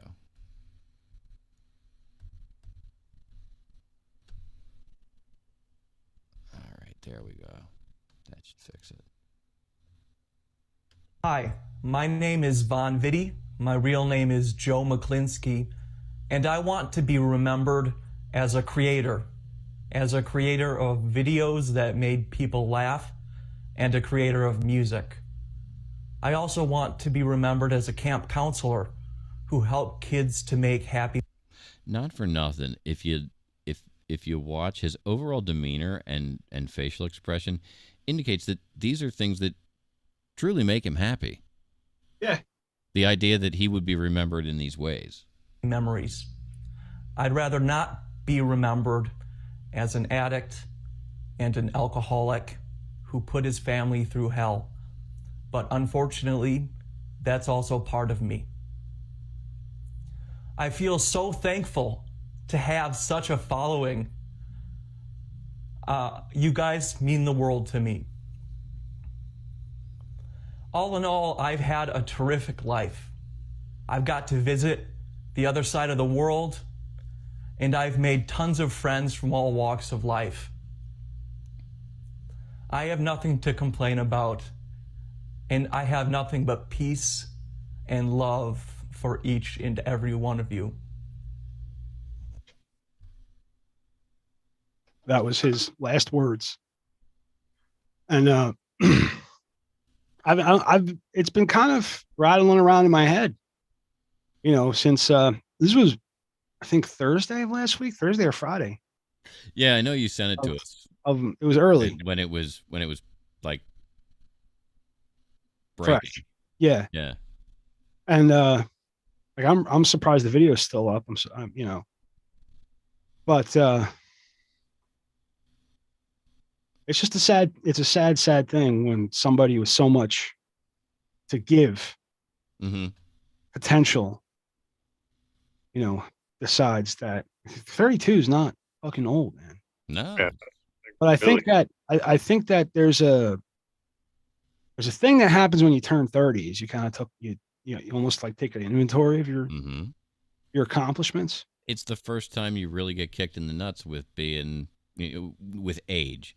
Yeah. It's the first milestone that actually makes you realize old is actually a thing and I'm getting closer to it. Right. Because when you're 19, you're going to be 19 forever. Right. And when you're 28, you're still so much younger than everybody else. And, yeah, there's a whole thing. And then there's, you get to your 30s and you start to take inventory. It's like, fuck, I'm 30. And, that living in the past, like guilt, can just erode your whole life away. Yeah. I mean, at least that's what I've been working on. You know what I mean? And, not for nothing, but there's a lot of badness out there with addiction. I mean, that shit ruins lives. It does. And I don't know the story. I don't know the man. I saw his videos and I enjoyed his content. And had he not made that post, if he not had announced it, nobody would have ever known. Probably not. You know what I mean? Because it would have gone quietly away. So, he definitely wants to be remembered. And I think that's what made this. So I was going to start talking about this in the A block. Like if I didn't see it on I was kind of working on as the monologue because I wanted to, how I react to suicides is much different than how I react to death. You know what I mean? Yeah, especially if you feel a certain empathy for the desperation involved Yeah. in that, then I I get that. I went to a dude's funeral. I'm sure It's a different kind of. I've missed a bunch of funerals. I've missed a bunch of them, but and for various reasons. But this one kid, he was we called him an intern on Death Rock, PA. It was Alex Van Nihil, is what we knew him as, and he'd make different bits for the show. And he decided that he didn't. And he was an odd duck. I met him a handful of times, but he'd send bits into the show, and different things. He was a really creative, and I think that's where it's when the creative people do it. Yeah, you know what I mean. Or I've only seen creative people do it. Like I've only witnessed creatives give up, and I think it's because the path that creativity leads you down, follow it, can be very unstable. Yeah, I mean there's a reason, I guess, why some of these guys aren't recognized until they're gone. Yeah. A lot of times it's because there's such a progressive bent to what they're doing that it takes additional time to realize it and appreciate it.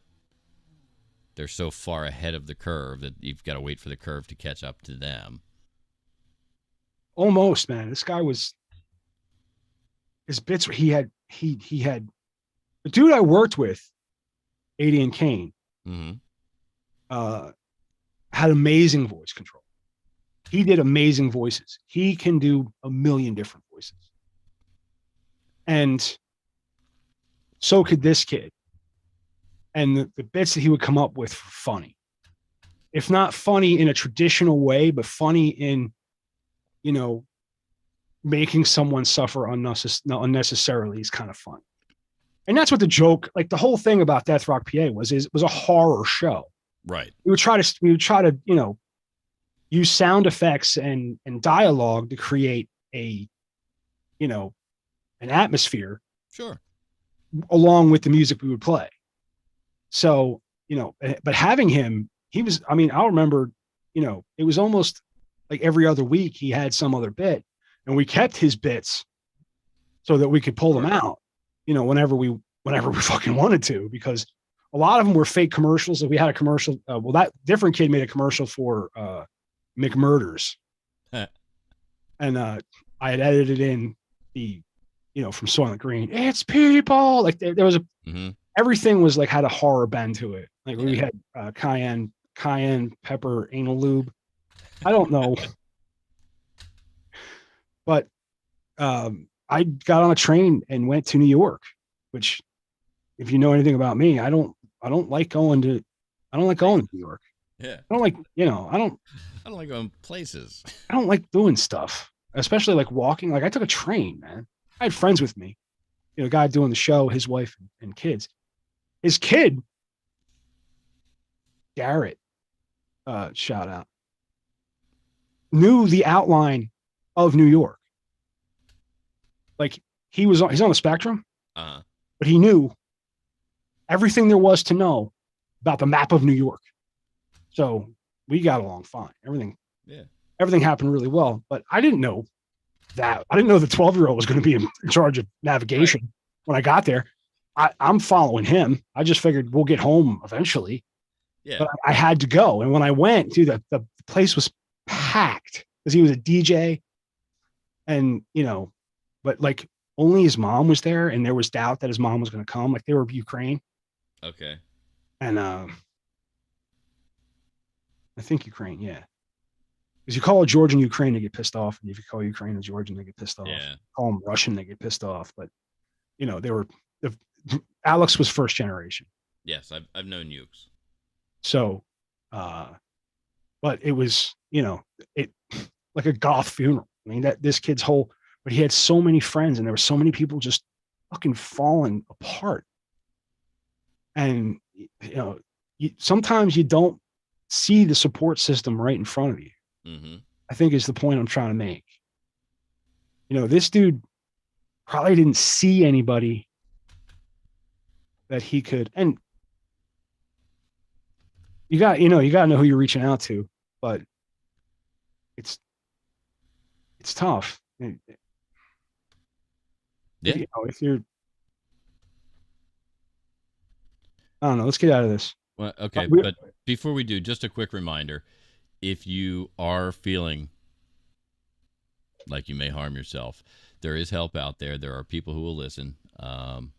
I cannot recommend calling 1-646-virus-01 if you're not feeling good about what's going on. That's a bad idea. It's a bad idea. So what you want to do is dial 988. 988. It's the new national suicide prevention hotline in the United States. You can also text 988 and just look for somebody to help you out. Maybe tell somebody how you're feeling, just so somebody else hears it. Because sometimes just saying it out fucking loud, man, can help. Just you're hearing your voice say it. It happens to me all the time. I will build mountains out of molehills in my head, and then once I say it out loud, it's like I'm being fucking ridiculous. So, and I'm not saying you're ridiculous if you're having. You guys, come on. Yeah, if you take anything I say seriously, it's your fault. But there's help out there, and I hope that people take advantage of it. Also, a ceiling fan won't support your weight. What? That is true. Most ceiling fans will not support your weight. The more you know.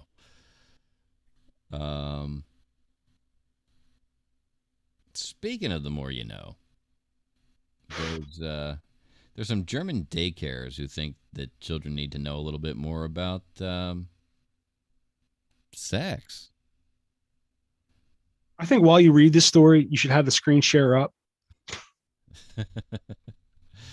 Block all of our faces. Yeah, so we're not associated with this type of content. I haven't read this story. This was submitted from somewhere else. German daycares promote sexual exploration rooms where children can engage in sexual games. One daycare said it offered kids the freedom to try out childish sexuality in the rooms. Several daycare centers in Germany are reportedly considering or have already implemented sexual exploration rooms where children can engage in sexual games. It's all fun and games till the 11-year-old gets pregnant. And discover what they find pleasurable. Well, they've thought of that. Bear with me for just a moment. Oh, I'm glad they thought of it. Because according to several reports, 2 nurseries in the German state of North Rhine-Westphalia have... Nurseries? Like preschool? Preschool, yeah, they call them nurseries. All right, I just want to get a grasp on the age of the people we're fucking talking about. They have discussed plans to promote safe spaces where young children can explore masturbation. When asked for comment by the German newspaper Die Welt, the North Rhine-Westphalia Children's Ministry, headed by Green Josephine Paul, said that sexual behavior by children could not be prevented, and said that they had no intention of contacting the daycare centers. Die Welt also reported that one daycare in Kerpen offered... It's called discipline. When the kid starts jerking off in class, you smack him in the head and tell him to fucking stop it. Wait till you get home. Not for nothing. You're only there 6 hours. You can't wait to jerk off at home? I was going to say, even Matt doesn't jerk off for 6 hours at a crack. No, I have to wait. I have to wait at least 6. But usually it's a 24. Die Welt reported one daycare in Kerpen offers children the freedom to try out childish sexuality. The daycare also said that sexual self-pleasure on its property is of great importance, insisting that masturbation is normal. The website... They want to let preschoolers crank out. Do they get to go during class? Like, if you just want to crank out, you just go to the... Well, actually, it looks like they have a special class. The website Remix noted that another daycare in Germany found in the town of Rheinberg facilitates doctor games where children are urged to pursue others' bodies. Well, that's going to end well. The nursery allegedly encouraged kids to choose a specific student whose body they wish to explore carefully, but warned them no objects are to be introduced into bodily orifices. Now, objects or body parts? Don't put it in, is what they're saying. I can lick it. No, but your children. What the fuck is wrong with me? Pro Familia, Germany's leading professional association on sexuality and partnership, initially issued recommendations that daycares set up body exploration rooms and sexual games for kids in July. Parents voiced concerns about the exploration rooms in June when the news outlet Bild published an email from Arbeiterwurf AWO daycare center in Hanover, the Hanover region of Germany.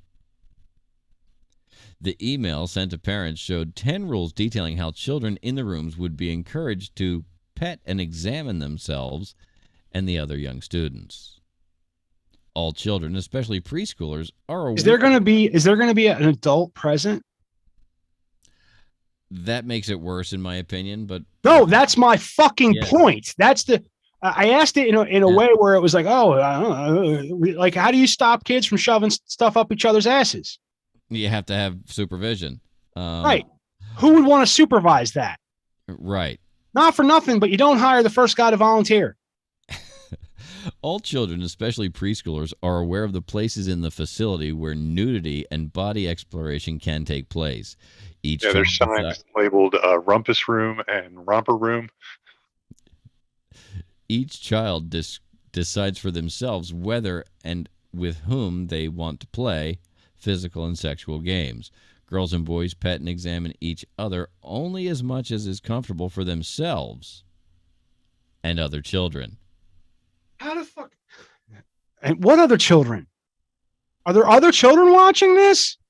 Well, yeah, you stuff a whole classroom full of preschoolers in. Wait, they're all doing it out in the open? Apparently. Okay. So this is the devil's work. This is Satan infiltrating our society. I can't. How do you explain that other than Satan? How? Yeah, I'm not sure how this works. My daughter is 5 years old. I don't want boys groping her. I have another child in another daycare center where there is no such thing as an exploration room, one father told Bild. Because it's fucking ridiculous. Yeah, because this is run by the cabal of Satan wanting to sexualize children. This is what it is. Because they want to turn us into a fucking society of perverts. That's what we want to be, a society of fucking perverts. We want to just walk down the street and see people fucking fornicating. I don't know why I used the word fornicating, but I said fucking before it. It's redundant. Following intense public backlash, a spokesman for the Ministry of Education in the Lower Saxony state capital said, "The educational concept in this form endangers the well-being of the child." Mike, have you ever known me to be a religious person? I have not. This is the work of the devil. I'm dead ass serious. There's no other fucking reason for anybody that runs a preschool to think that children should be sexually exploring themselves and other children in preschool. I want to emphasize that part. We're not talking about hot high school students. All right. This isn't good. We're talking about preschoolers, dude. But here's the thing. These kids that are, sexually exploring themselves.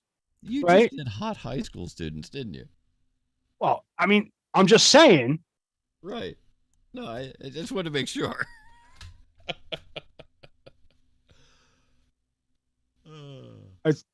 Anyway. That's not what we're talking about, dude. We're talking about children. Yeah. We're talking about 7 or 8, 5? Younger. Preschool under 5. Right. And Kindergarten's even if it's 5. I don't know how five, I don't know what, I mean, German daycare. Daycare. it's still up to like 4 or 5 years old. I mean, it's the same ballpark. I mean, we're talking about toddlers. Yeah. We don't need to be sending that type of behavior into our schools. Because that's how you get really hot high school students. You know what I mean? Yeah. I mean, why sexualize children? It doesn't make fucking sense. No. Let them be kids. And Just let them be fucking kids. And if they happen to get naked and play doctor on their own, that's one thing. But you don't have to build them a room at preschool. Right. We don't have to be teaching them. You know what I mean? Right. There doesn't have to be an instruction. No, it's a very natural thing. I don't know if you've ever seen Blue Lagoon. It's a very natural thing. Hey, yours looks different than mine. Let's check this out. And it happens all by itself. Sure. But we don't have to encourage it. No. We don't have to have Take its course, we don't I have to assure let we you. don't have to let toddlers beat off. There's absolutely no reason for a toddler to beat off. Nope. Pete, when you were a toddler, did you beat off? Not that I remember. Dude, I didn't start beating off till I was like 12. You know what I mean? I didn't even frequently had a hand in my pants, but I was always playing with my dick because you play with your dick, right? Because even though you're not going to do anything, it kind of feels good to play with your dick, yeah. right? And piss comes out of it. Dude, how fucking cool is that? You can piss on whatever you want. You can piss on it, and for dudes, like you have a tube, you can point that shit. Yeah, you can aim it. Fucking put your hand on it incredible. and turn it over there. Right. I mean, girls have to go Nature's through a whole water bunch. gun. Girls have to go through a whole bunch of aerobics to try to piss on you. Right. Guys can just. What, are you to the left? Fuck you, I can pee left. It's one, dude. You know how many times I've pissed on some dude's shoes at a urinal just because he pissed me off? It happens, man. I mean, I thought like show and tell was a lot of pressure in my nursery school, but like this has got to be ridiculous. There's no other reason to think that kids need this than the devil. Right? Well, I mean, somebody put that thought in their fucking head. Some pedophile was like, hey, I got a plan. This is going to work. And I'm not saying there's a religious institution that you should join to fight the devil. Right? Like, I think Jesus was pretty awesome. Right? I really do. I think he's pretty badass. Especially flipping tables and shit. Like in the center of square. Beating the shit out of people. Fucking loved it, dude. Right? But he also, he was a peaceful dude. The dude that betrayed him, he forgave on the fucking spot. That's balls, dude. Forgave him both on the spot and on the cross after being whipped, fucking nailed to a tree. Let me tell you something. Whether you believe in Jesus or not, they used to fucking do that to people. Yeah. They just nail you to a tree. We've been planning this field day, the Battle of St. Andrews. St. Andrews was crucified. If you watch that video at the end, I have a picture of the crucifixion of St. Andrew. Uh-huh. And he would not be nailed to a cross. It had to be something else. Right. All the saints, they could not be on the same cross as Christ. Now, whether you believe in Christ, believe in that. Believe that these dudes believe so hard at something, they got fucking killed for it. And they refused to be killed in the same manner as this other dude. Right? That's something you can look at. Holy shit. That's fucking balls. Joan of Arc, it's fucking balls, dude. Big ones. Right? And that's what you need to fight the devil. You need big fucking balls. So we need to have the balls to say, no, this is fucking, these people, everyone in this daycare should be fucking either hospitalized or arrested. Yes. Because guarantee it, there's some fuck there that watches that shit and goes home and beats off. Or worse. Right. So I have said my piece on that. Fucking piece of, God damn it, pissed me off.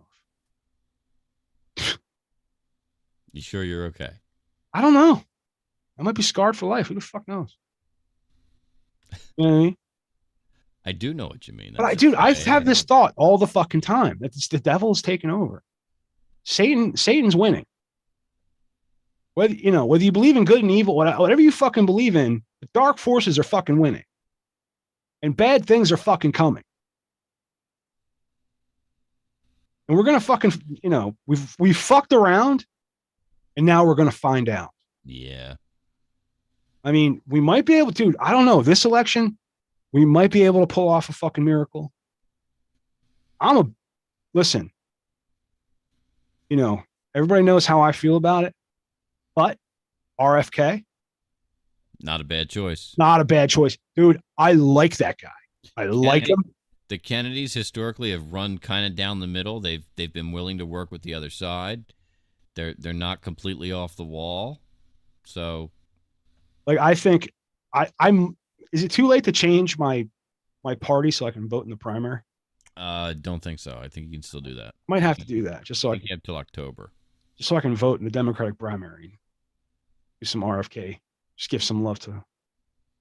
But I think he's terrific. I think he's got common sense. I think he's been in the world of politics long enough to know how it. But we don't really know much about him in the past. And what kind of balls does it take for him to run? His dad decided to run for president and got shot in the face in the middle of in the kitchen of a hotel. I tell you, here's the thing: nobody's got balls like that anymore. No, Nobody. I believe the Kennedys were probably the last two guys who stood up and said, "Hey, I'm going to be president and I can change this," and realized in a probably way too late at the last second, no, you can't change this because we'll just move you. Right. So, I mean, I honestly think Eisenhower was the last one who actually had real hands on the reins. well, I know Biden doesn't have his hands on anything but children. Well, I mean, there's been something that has stepped in since then and installed figureheads and Right. That's all we're dealing with. There's a if you don't believe there's a shadow government controlling everything, you're a fucking idiot. That's it. I'm already on some list. I don't give a shit. Yeah. If you don't believe that those people are just representatives of a shadow government to the rest of the world, you are a fucking idiot. Everything you do is being monitored and controlled. I don't think we're being monitored because nobody gives a shit. We're not even being watched by a following. But if we got a following, we'd get shut down. fast. Real fucking fast. But flying under the radar, we get to say whatever the fuck we want. So someday we'll be the news that you can use. That's right. We're going to replace one of those news services. And it's going to be all at once, and you'll just turn it on and we'll be there, and we'll be just as surprised as you are to see us. That's a scary thought. So yeah, that's some of the awful shit that goes down in the world.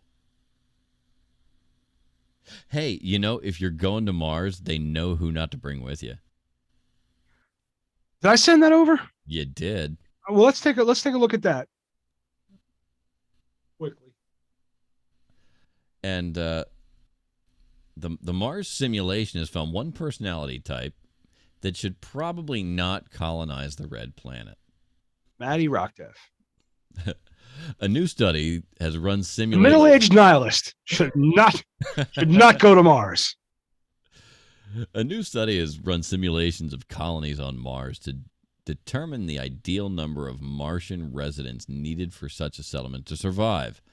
Also finding that certain I feel like, personality what? traits- Not for nothing, but I honestly, you could compare me to a lot of the ancient philosophers. Like, I feel like I could have been a philosopher. I don't know how much philosophy pays, but I'm a philosopher.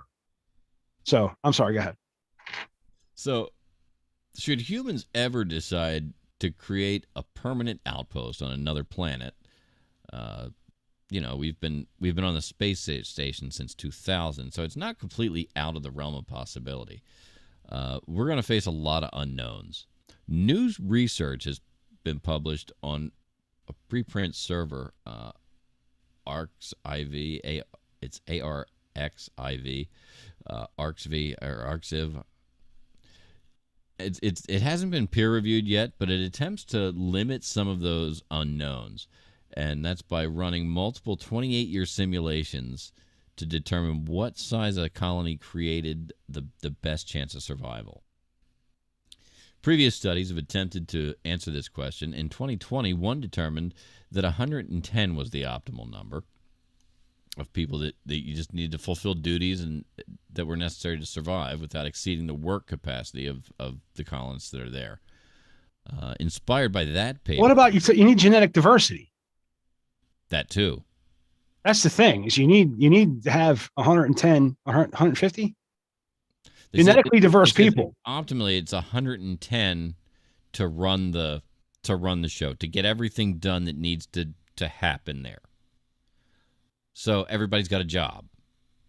But you bring up a good point. If there's going to be any procreation, you need to have a diverse group so that the genome, because that technically that planet will have its own genome at that point, needs to be survivable and scalable and maintainable. Where was I? So inspired by that paper, a new team with a slightly different assumption about life on the red planet, including that the colony had already been constructed and food, air, and water can be produced locally, and that power has been generated on the planet too. So basically, they took all the heavy lifting stuff and put it aside. They're just right, this is the colony, the people that are going to live there. Right. Just talking. But here's the issue with the colony too, is you need supplies from Earth, right? You need to take care of it there. So there's going to be a constant trade. There kind of has to be. There should be, yeah. Right, unless you figure out, first thing you need to do is create the atmosphere. So how do you create an atmosphere to hold oxygen? Right. One thing you could do, maybe start planting plants out in the Mars surface, making sure that they get water. Could help. Who knows? You want to create an atmosphere, or we could build a big glass dome around Mars. Like that has shown up in the cartoons as well. Yeah, I mean it's not completely unfeasible. Around the entire planet, or just like one section of the planet? Well, see, here's the thing: is to do it to make the colonies, it would have to be. If you made colonies, you'd have to start with little circular domes. Yeah, like biodomes, and then connect them to other cities or whatever. But I'm talking about building a big glass fucking bowl around Mars. I think we can do it. And then just create an atmosphere. The problem is if the meteor hits the glass, then we're all fucked. Right. Well, then we make it out of like same thing as fighter jet cockpits. Where you see those ones where you never see the sun. You gotta they bounce the turkey off of it. All right, well, you're making this really hard. So I'm sorry, Mike. I keep cutting you off. What's the rest of the story there? Well, previous studies have attempted to answer the question. In 2020, determined that hang on, I lost my place. Let's see. The one major difference is that they've modeled the colony that would receive regular supplies from Earth, assuming that it would be more cost effective to send resupplies than it is to send humans to expand the size of the colony. The agent simulation essentially assigns attributes to agents, like setting up your characters in a game like The Sims, and then simulates working days for the colonists as well as interactions with other teammates. Blah, da, da, da, da, da. So it goes on and on. Each agent is granted skills associated with their civilian and military occupational specialties consistent with NASA's human factors and behavioral performance element research. So basically, they created some AI people that would interact throughout this simulation, and they subjected them to a 30-month Mars expedition that was run on computer. All right, so this is a computer simulation. The test that these tests they keep, they didn't lock people in a dome like Biodome for 28 years. This is they created people and applied what they know from when they have locked people inside of stuff. Okay. This is not something you can write a news article about. But so what is the type of person that you don't want on the Mars colony? Some neurotic asshole. So you don't want a neurotic person. Yep. Martians with neurotic psychology and high coping capacity benefit at least from interaction with other Martians. There's certain people that basically the neurotics who can't self-soothe and pull it together and move on and use their neuroses to succeed are the ones you don't want there. We need a whole fucking news article about that. Right. What the fuck? This is all right. That was I fucking love science. Yep. That was I fucking love science. IFL science. And there's a news story about a computer simulation. People spent hours of their lives, typing up these different personality profiles, creating this Martian environment, and then running a simulation for 28 years in high speed to figure out that you don't want a neurotic asshole on the Martian colony.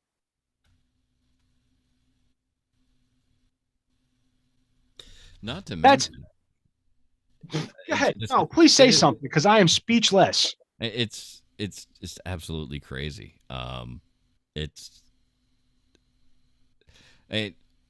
wouldn't you just realize that the people we don't want to take to Mars are the people we don't like here? I mean, why are you going to like them anymore on Mars? I feel like those are the people we should be sending to fucking Mars.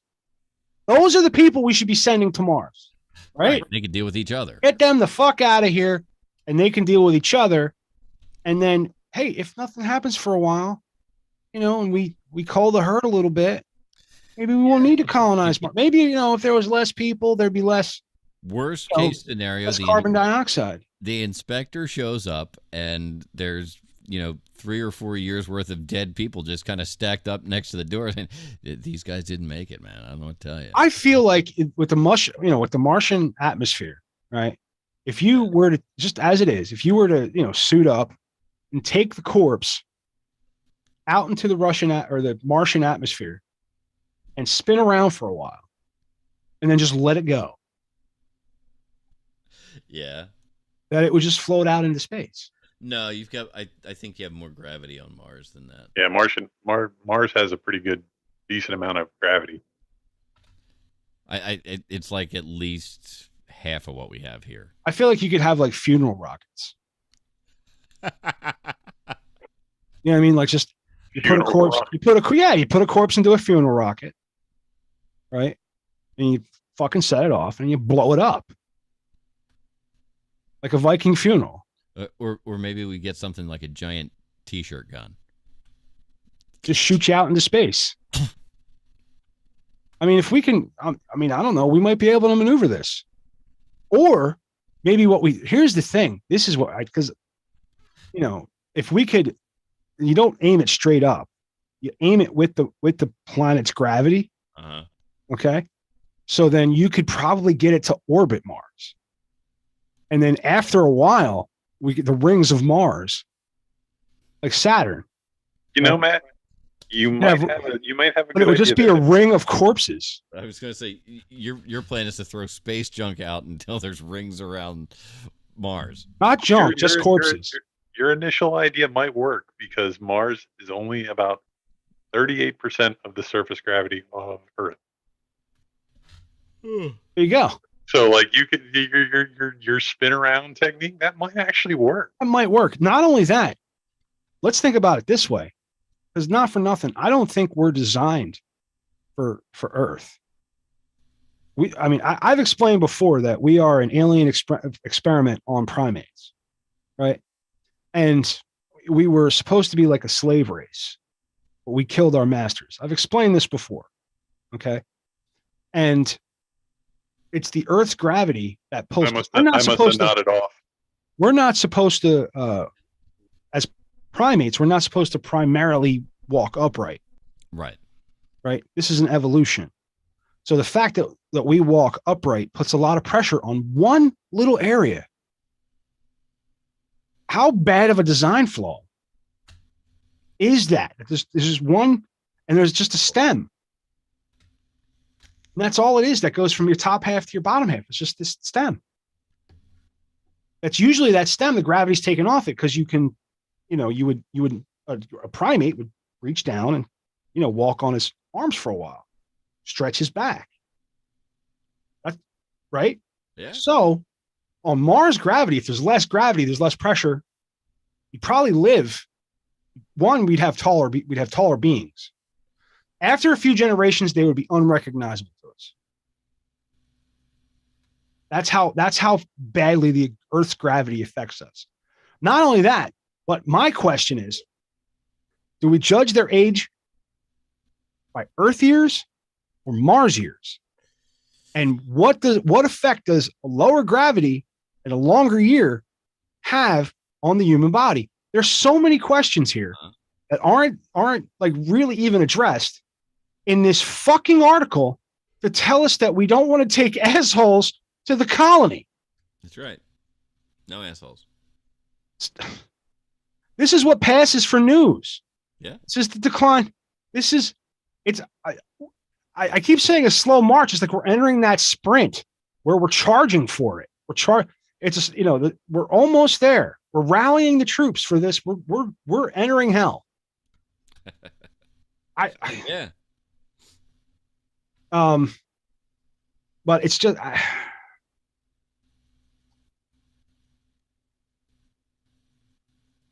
what's the news article we were just talking about? The Oh yeah, the colony on Mars. Yeah. That's I have a thing where shit just falls out of my head. The colony on Mars. And not taking neurotic people with us. And that's not taking just the article that I saw this, thought it would be cool to discuss because I love science. I fucking love science, IFL science, whatever you want to call it. Because it's like, oh yeah, they're cool. And I just sent it over. Yep. That wasn't. You hear anything What were else? you thinking? I don't know. But listen, if you want to talk about colonizing Mars, I have some good ideas. I've already figured out how to dispose of corpses. That's going to come in handy. Right? Do you know what to do with the three-titted women yet? Well, listen, you're talking about. Send them my way. Okay. I think that, that also, you also imply that once we get to Mars, we're going to meet another race. Right? Oh, I specifically mentioned three-titted women. No, but there was a three-titted woman in Total Recall. There was. Yeah, but is that a mutation of humans, or is that, like I said, is that another species in the galaxy? I don't know. I got jammed up pretty tight at three titties. It doesn't even look right. It's okay. But it doesn't look right. I know it doesn't, but I'm not talking about looking at it. I'm talking about being happy. You got one to suck on. I'm a very visual person. I was going to bring that up, Mike. It looks weird, but if you think about it, it works. It's works. Very accommodating. And one for each hand, and one for your face. Like. All right. Well, after this, We're going to get into the C block. We sure are. And we have Just the Tips. Did he send another pumpkin I spice did Stanley? not see another pumpkin spice Stanley, but we definitely have a Just the Tips on deck, and we'll be getting to that in our C block, and we'll do that when we come back. Anything you needed to get in before we run away? I mean, no. Go ahead. All right, so we're going to run away. We'll be back with the C block right after this.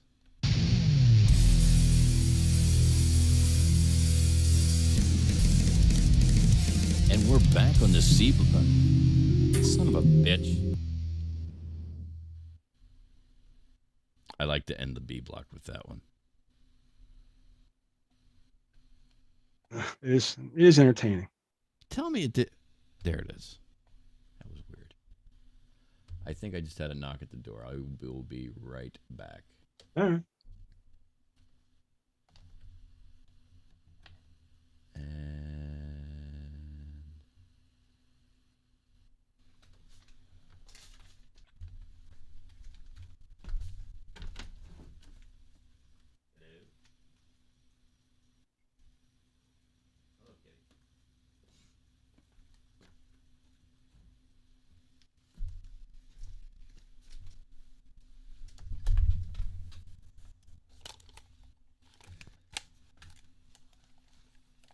It may have just been the cat.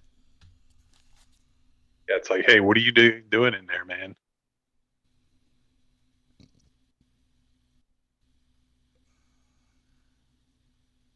Are you talking about German robber rooms and colonizing Mars, man? I want in.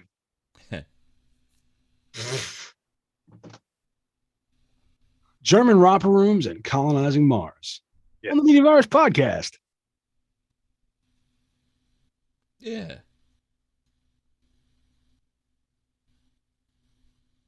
Alrighty. Alrighty.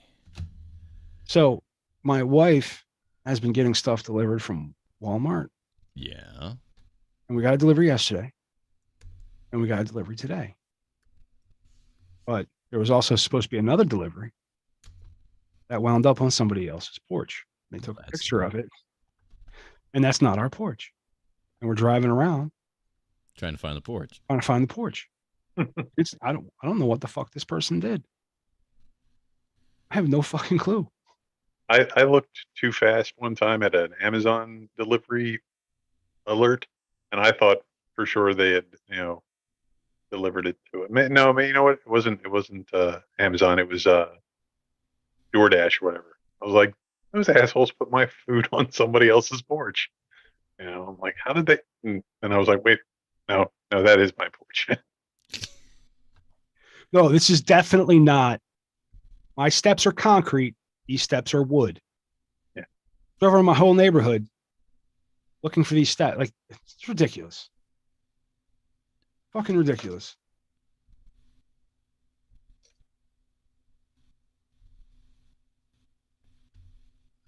All right. I'm just getting the things set up and open that I need for the upcoming Gotcha. segment.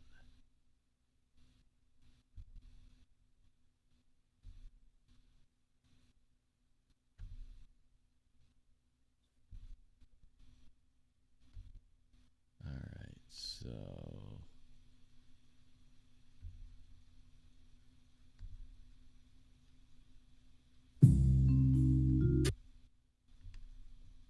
just the tips.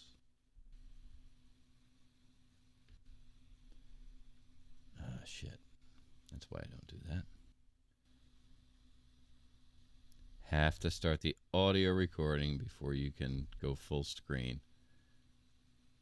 It's true. It's absolutely true. Because then you can't get to the audio control buttons.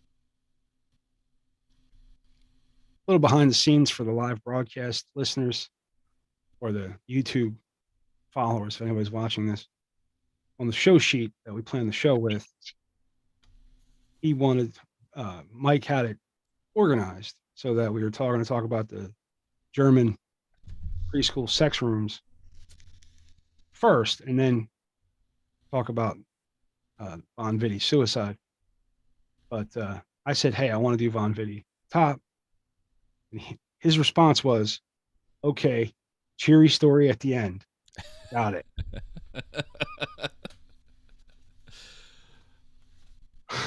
I didn't want you to be all bummed out until showtime, so I figured I'd send something to make you laugh.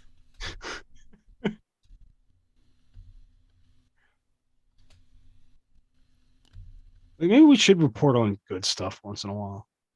Probably. Not nearly as funny. The upside is this is the beginning of the C block, ladies and gentlemen. And when we begin the C block, that means we get a visit from Stanley McFadden with Just the Tips here on the Media Virus Podcast.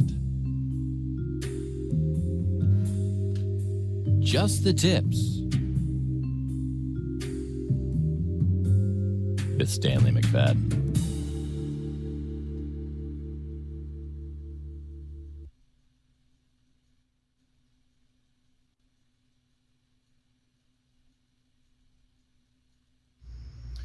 Good evening, ladies and gentlemen of the Media Virus Podcast. It is I, the one and only Big Daddy, Professor Big Technology from the U of V, bringing at you another episode of Just the Tips.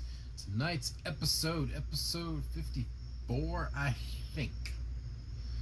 Tonight's message is both simple and complex. Gentlemen, my fellow kings, not every woman you bang is worthy of your dick. A woman that you decide to put it to consistently, someone that you deem worthy of your time, your genitalia, your conversation, should be someone that is going to help you to achieve your goals, your dreams, and your aspirations. If your partner is someone that is helping you to be a better version of yourself, someone that is helping you to be a better person overall, that makes you happy, that makes you strive harder to achieve the things that you want to achieve in this life, that you can be happy, and that is someone that you need to keep by your side. Plain and simple, if that bitch is standing in the way of your dreams, you need to put that heifer to one side and find yourself a queen. Too many of us are royalty and are fucking around with court jesters. Find yourself someone that helps you to achieve the things in your life that make you happy. Or let's all be like Sly. If she ain't willing to help you to do the things that you want to do, put that bitch to the side and replace her. That's all there is to it. Media Virus Podcast, Big Daddy, Just the Tips, happy fucking.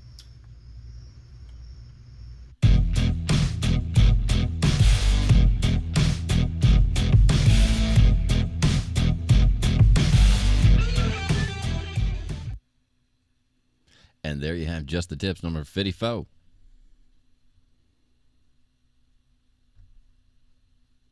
Your mic is muted.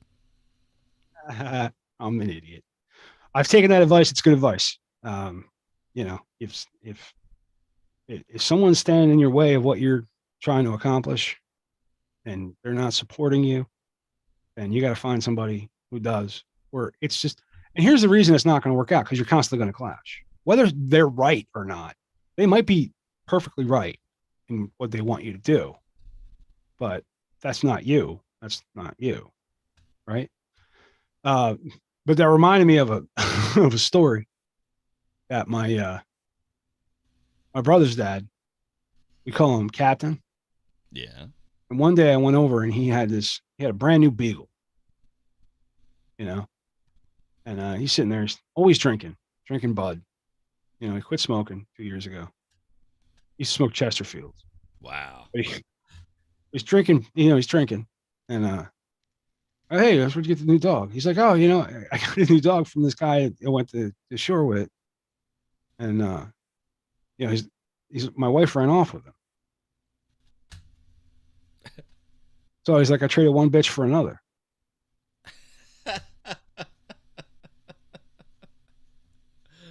Wow. That wasn't even a joke. Yeah. It literally, his wife ran off with the guy who he bought this dog off, or he got this dog off of. Wow. He likes beagles. I mean, Beagles are fun as shit. yeah, I love beagles. They're a great dog. They're not a great pet. Right. My wife has talked me out of beagles consistently. Yes, beagles. I love a dude. I had a beagle named Scrappy Doo. I've talked about Scrappy Doo. We gave Scrappy Doo a fucking soldier's funeral when we did. I finally put him down. Uh-huh. He was just screaming in pain all the time. All like you touch him, he'd scream, he'd howl. Yeah. He was in agony. He lived 10, 15, 11 years. Something, dude. But there's something about that. You hear them trot off into the bramble, and you're, "Boo!" and you know they've got something. They're on something. And that was living in Philly was tough, with this dog. Yeah. And they're little, they got a lot of fucking power. I think he might have been a little mixed with Jack Russell. Yeah. Just because he was a small stature. Yeah. He may have been running a litter too. Well, there's a 13-inch beagle and there's a 15-inch beagle. But he was an 11-inch at most. Right. He was not a big dog. But he had some power behind him when he wanted to pull. Mm-hmm. He could fucking pull. Those little short stubby legs, he could pull. Yep. He did not like squirrels at all. He would just he almost got a couple of them. If he wasn't wearing a leash and I didn't, just stomp the leash real quick. Yeah, that's why on a collar. I've noticed for some reason dogs have more like leverage when they're wearing a collar. They can, yeah. Than when when I put my dog on a collar, I feel like she could pull me a lot harder than when I'm putting her in a harness.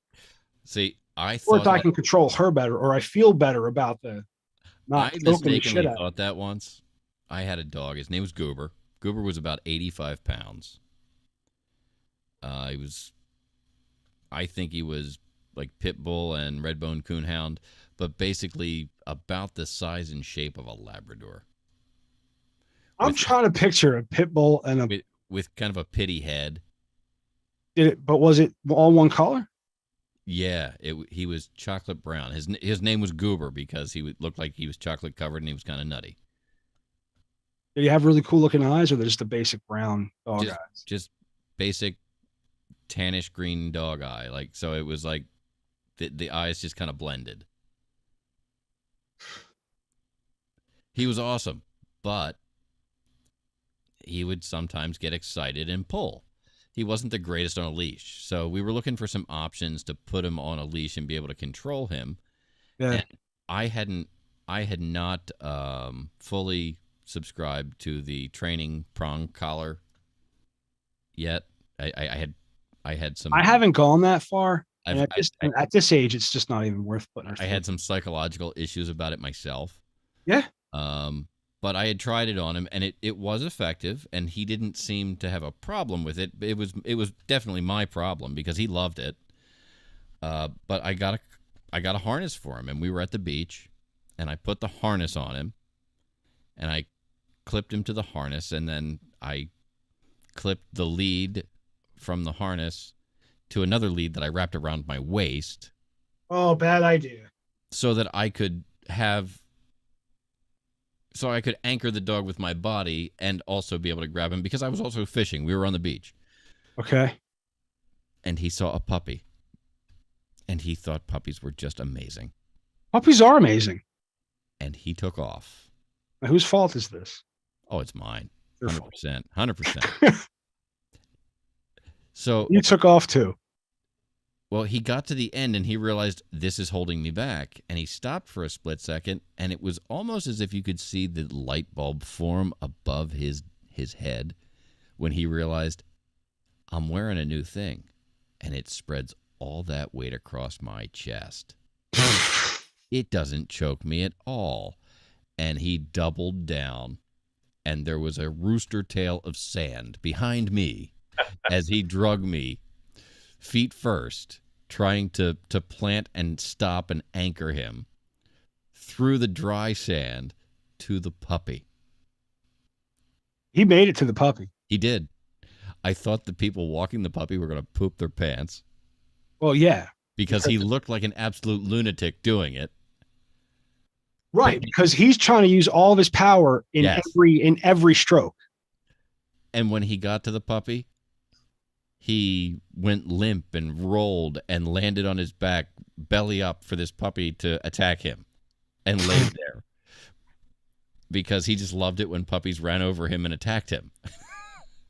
Yeah, it's fucking awesome. And this poor couple is standing there just like, what do we do? But yeah, I mean, That's, it's, my wife really wants to have a baby, right? Right. And I have kind of doubts because I feel rough and tumble play is an important development tool. It is. And daddy's fragile. I don't know, like all that, physical contact, like the tag, like even, dude, I used to pick Matt up by his chest, pick him. I had a nice soft bed, pick him all the way up over my head and slam him face first into the bed.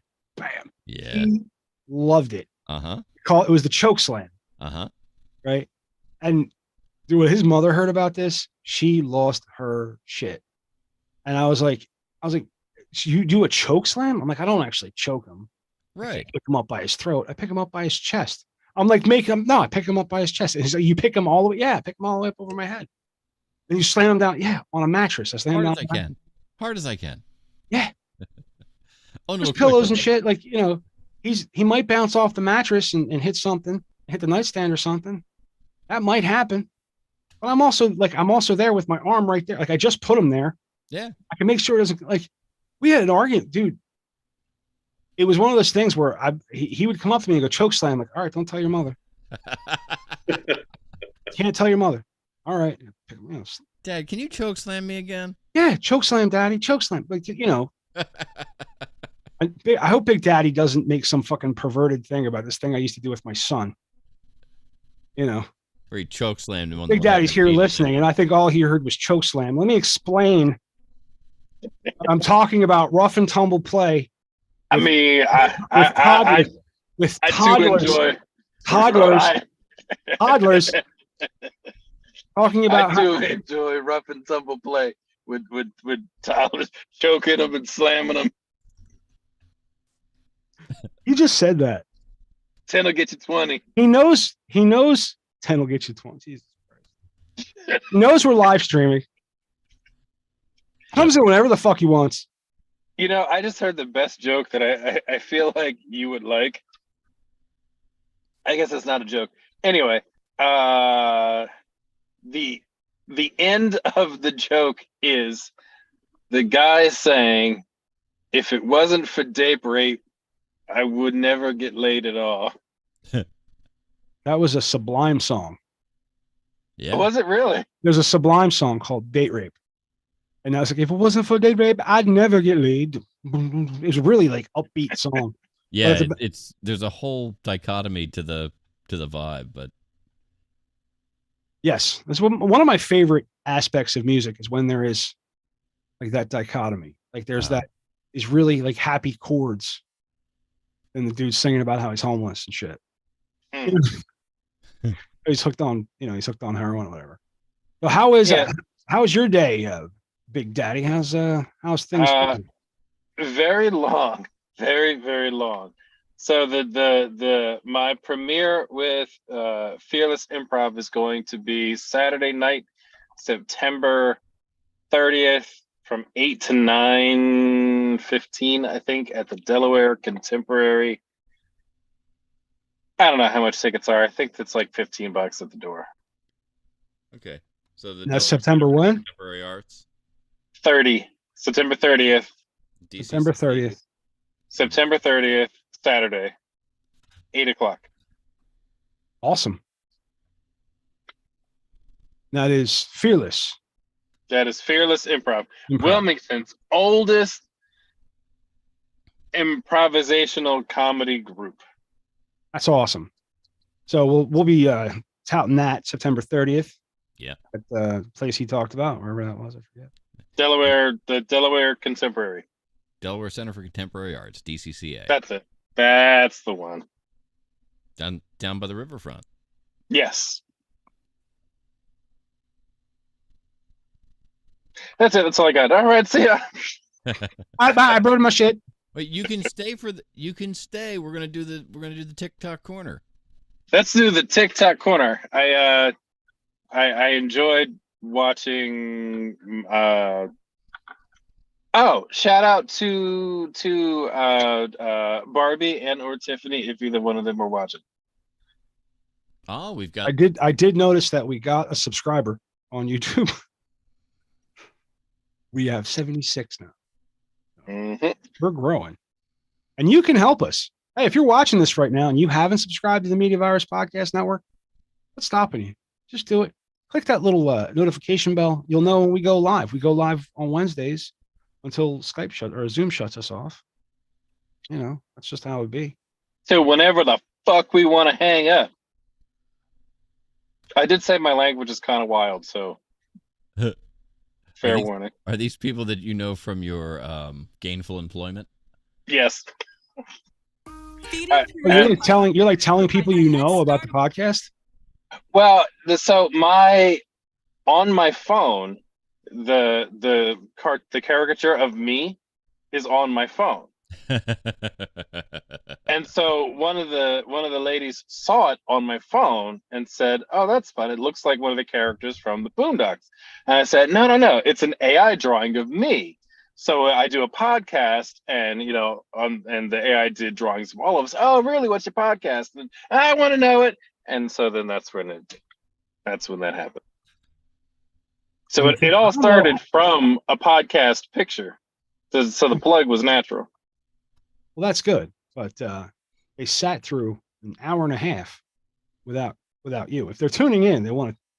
I did say your better bet is to check out either YouTube or just the web page, and you can actually look for just my content. And I said that I go from work to improv and then to the podcast. So if you're looking for me, then it'll be after 10 o'clock. Yeah, because otherwise you're gonna have 3 scary old white dudes. Yeah. I said, what are you talking about? Just bullshit and having fun. Scary old white dude shit. So your better bet is to check out the YouTube channel and just look for the clips that you want. Just look around and have fun. He's not here. He doesn't quite make the 3/5 that we've asked him for. But we're okay with it. Listen, it took a long time to get to the 3/5, so we're still working up to it. We'll get there. So 2.5. Yes.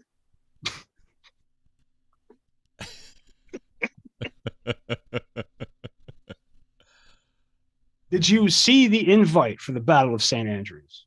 Yeah, what the fuck is the Battle of St. Andrews? I was very confused as to what I was looking at. Did you watch the video? No, because I couldn't hear it out loud, and without audio, it didn't make sense. No, without audio, it doesn't make sense. I don't know what. Why really couldn't you make sense about that video? What was the issue with the audio? I was at work, so I couldn't. Oh, it didn't didn't interest you enough. I didn't want to play it out loud. That once you were done work, too. I'm not done work now. What's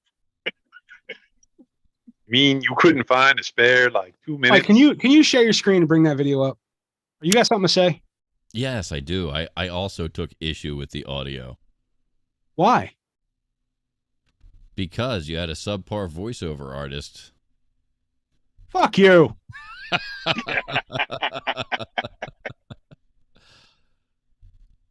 It's a shame you didn't know a professional.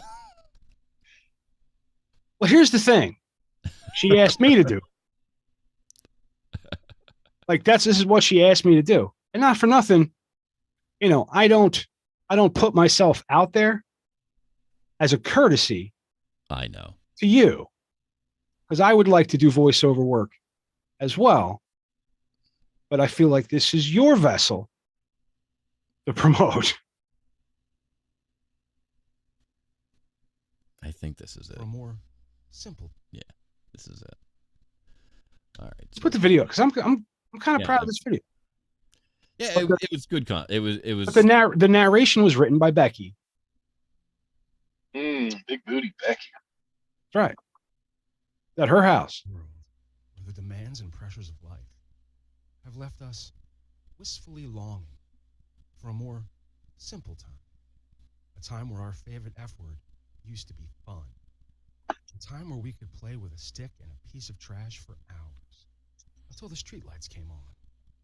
I giggled my ass off at that. Through the ugliness of politics, vaccine, and the price of a dozen eggs. Damn. It shines. A world where fools are kings, where nothing is serious. You look towards the light to adventure this Sunday afternoon and pledge your allegiance at the Battle of St. Andrews.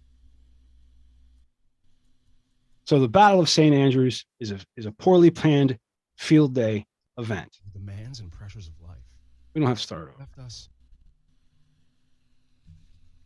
Yeah, see, that audio tells me absolutely nothing as to what the fuck is actually going on. Right, but the type below that, did you see the words? Yeah, they also don't tell you what's going on. It didn't make it. It didn't clarify anything. So she's putting together an event in a field near her house. Right? There's going to be like it's basically just her stupidness. There's supposed to be a Jeopardy style game. We're going to split up into teams. There's like a dodgeball type of game. But you got to remember, we're all like in our 40s. Like Becky had cancer. Like nobody's particularly athletic. Yeah.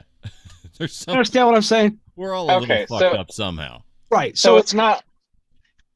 Yeah. It's not like a historical reenactment or anything. It's just a field day with some grown ass adults. no, grown ass adults acting like children. Okay. It's field day for the aging. Okay. This makes more sense now. Okay. Alcohol fueled insanity. Right. Pretty much. Like they're coming up with this game that's kind of like horse, except you have to do it blindfold. And what is the significance of Saint Anthony? St. Andrew. Andrew. St. Andrews is the name of the street she lives on.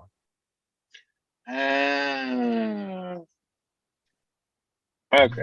He's not our patron saint for any other reason. No, he's just this. She lives on St. Andrews Drive. She wants to have. I think this is one of her ADD spirals. But I think it's going to be a fucking good. I think it's going to be a fun time. I'm gonna, if it's, I'm gonna go grab Pete. At least you guys don't want to show up. But When is this? Sunday, I think it's 3:00. This Sunday? Yeah. Sunday. Sunday. I might be teaching a martial arts seminar. Oh, asshole. One of my other hobbies. So Listen, if you want to swing by, say hello. I don't know. It's not an easy place to get to. Are you familiar with Delco? It's sort of like if No. southeastern Pennsylvania had an ass crack. Okay. It's Like, if literally you're 10 minutes Claymont- from my house. From Claymont, you're kind of like looking down along the chasm toward the asshole, and then once you reach when you start to get the aroma, and you're like, oh wait a minute, my foot could go into that asshole. That's Philadelphia. Everything in between, like Marcus Hook and Eddystone and Chester and all of those, they're along the ass crack. Gotcha. Well, it's in media. I don't know if you're Media that actually falls on one of the cheeks. Yeah. It's asshole adjacent. It's ass crack adjacent. Nothing quite like ass crack adjacent. I went to grade school, like asshole adjacent in Chester Heights. There's, it's Isn't going to be that like cute? a wide variety of people. It's not like a family event. That's cute. Pete thinks Chester Heights is on a cheek. Chester Heights. So it's there. She bought a trophy. Well, Nice. So at least it's not in Sharon Hill. I mean, come on. my wife is in charge of the Jeopardy board. So, and she promises it to be very, I can't wait to see the categories on that board. very, very good. I figure bare minimum, dude. I go there, I get some great content for the show. Mhm. If we all just went and commentated, I think that would be fucking fantastic. Mm. We might be, you never know. Like, you get yes to death by people, and then they don't fucking show up. You know what I mean? Yep. That happens to us a lot. So, if you invite 50 people, maybe 20 of them will come, and then you can do this. But hey, listen, you get to hang out with me. The selling point. Anybody listening right now? Oh, she's gonna love you. I think she would actually. Just strangers show up. I saw Matt's podcast. That would never happen. There's an alternate universe where that would happen. There's an alternate universe where we are famous podcasters. That's true. And if we just turn that Hadron Collider on just a couple more times, we'll get there. We'll get there. You know what I mean? We just got to figure out how to alter time and space. That's all we got to do. Have you ever noticed, Maddie, that you and I have beards that are opposite? I wonder. I have noticed that. Yes, mugging into the cam. That you are like fully black with a gray patch, and I am fully white with almost the same black patch. And I think that just goes to show how close our personalities are. It's like looking in the goddamn mirror. It's like looking at a photo negative, my friend. That's what Yes. it's like. It reminds me of that movie with Arnold Schwarzenegger and Danny DeVito. Twins. That was it. Yep. I don't think it's anything like that. Because I know who's Danny DeVito in this scenario.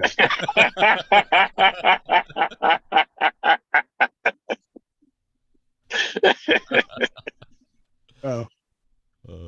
All right. Well, let's round that corner, Mike. Let's take a look at here we TikTok go. nonsense. Get a screen share going, and we'll look in the TikTok nonsense corner.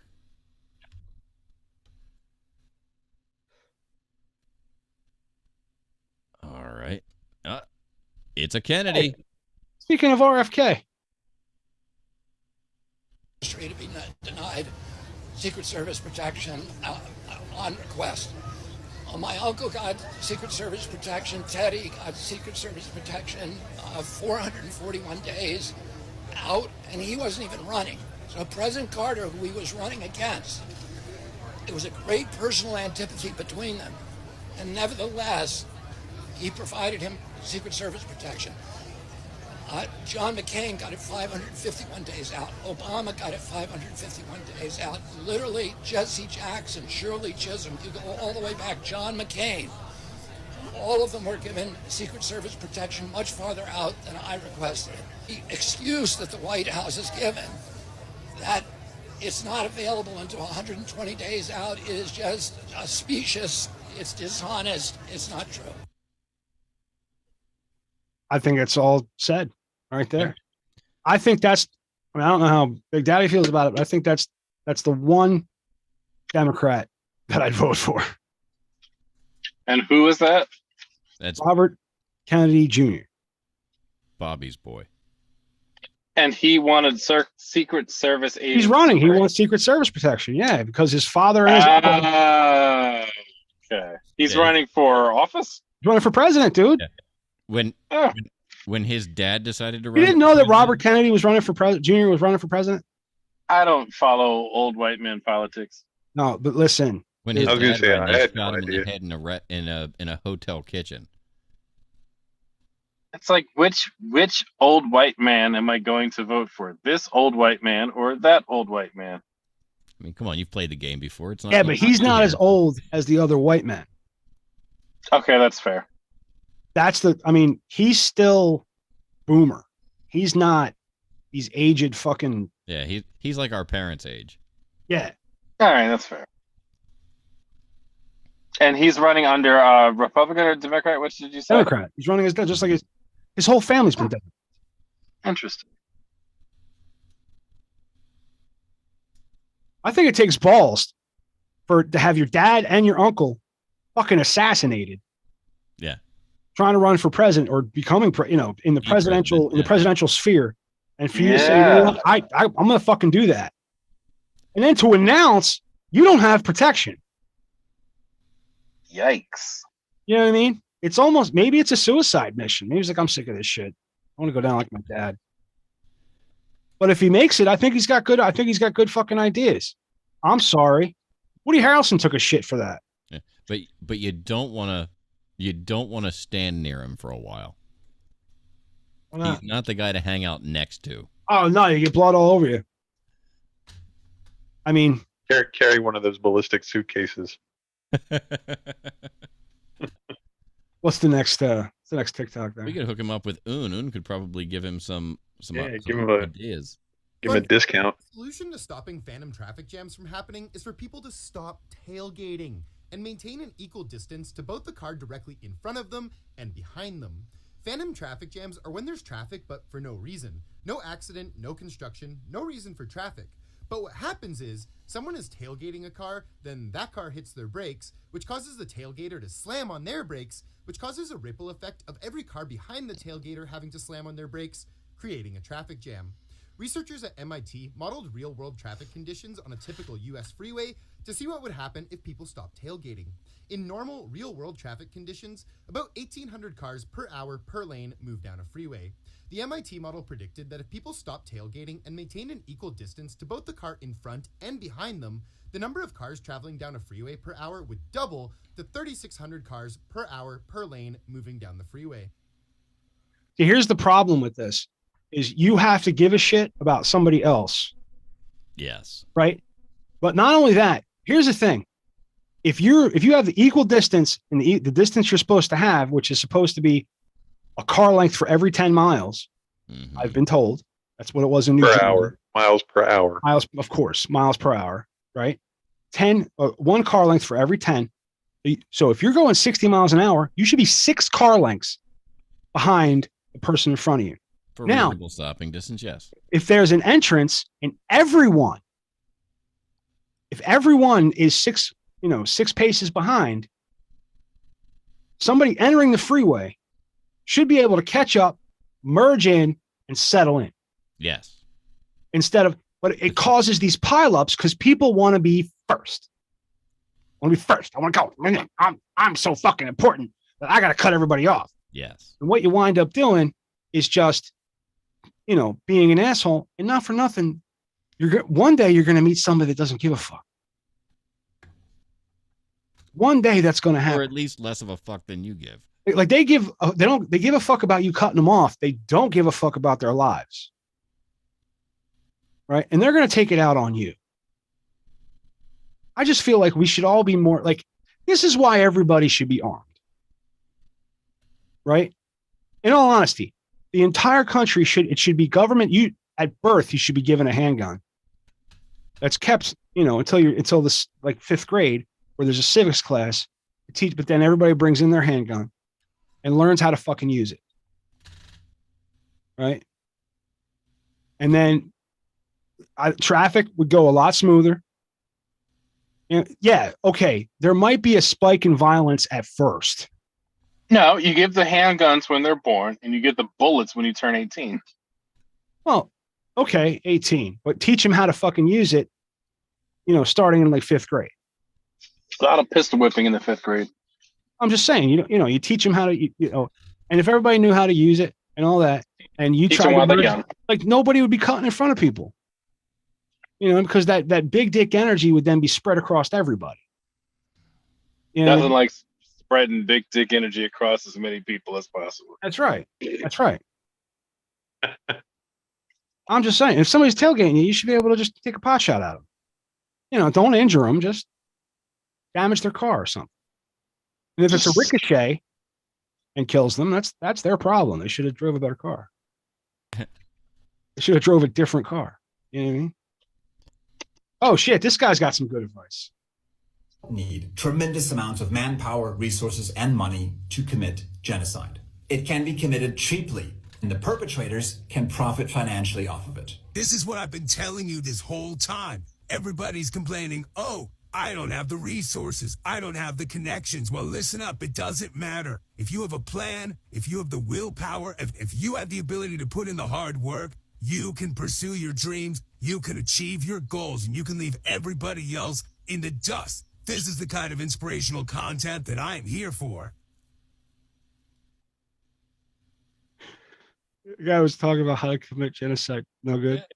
Cheaply. Everybody's just staring at it. All right. I thought that was hilarious. Okay. This is fire, though. This is for real fire. Muffin, apron, fupa, chalupa, fupa, chalupa, fupa, chalupa, muffin, apron, fupa, chalupa, fupa, chalupa, fupa, chalupa, muffin, apron. That is an oddly shaped woman. I think that dress does not flatter her figure at all. Not a bit. No. Let me tell you something. That's a beautiful woman. That is a beautiful woman. But that is not the outfit that works. Right. For her. And I think that was probably taken into account based on the content. Yeah. Muffin, apron, fupa, chalupa. Cute girl, cute dress doesn't mean that's the right dress for you. When I used to live in Port Richmond, Philadelphia, and that was I called it Little Warsaw. And a lot of the Polish immigrants thought things that were really expensive went together. Yes. If a shirt costs you a lot of money and a skirt costs you a lot of money, then they went together because that whole outfit cost you a lot of money. Whether it looked right, whether it matched at all, was irrelevant. Completely irrelevant. And I think that's what we're working on here. It's probably a very expensive dress. Yeah. Especially in her size. Probably rough to get into with all. I would imagine she'd have a difficult time walking because it's like a mermaid cut. Yeah. And like Elvira met Princess Leia or something. Yeah, the outfit, but it's like a mermaid cut. It tightens down the bottom, and she's got some nice hips, and it doesn't flatter her at all. No. All right, let's. No, I think that dress is made for a pencil to give her curves. Yeah.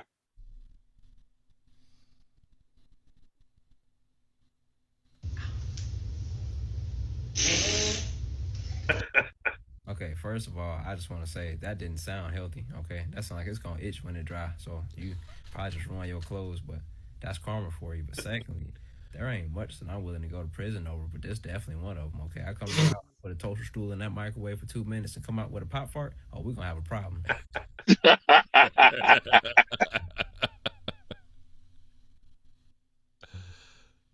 I enjoy chicks farting. Okay. I mean, I wondered why you not on a sexual level. It's always funny. It's funny to me when hot chicks fart. So I sent it because it was one of those things. It was funny. I was. Oh, you sent that? Because I thought I've seen that a million times. Well, I mean, it ended up here, so obviously you thought it was worth putting into the mix, but.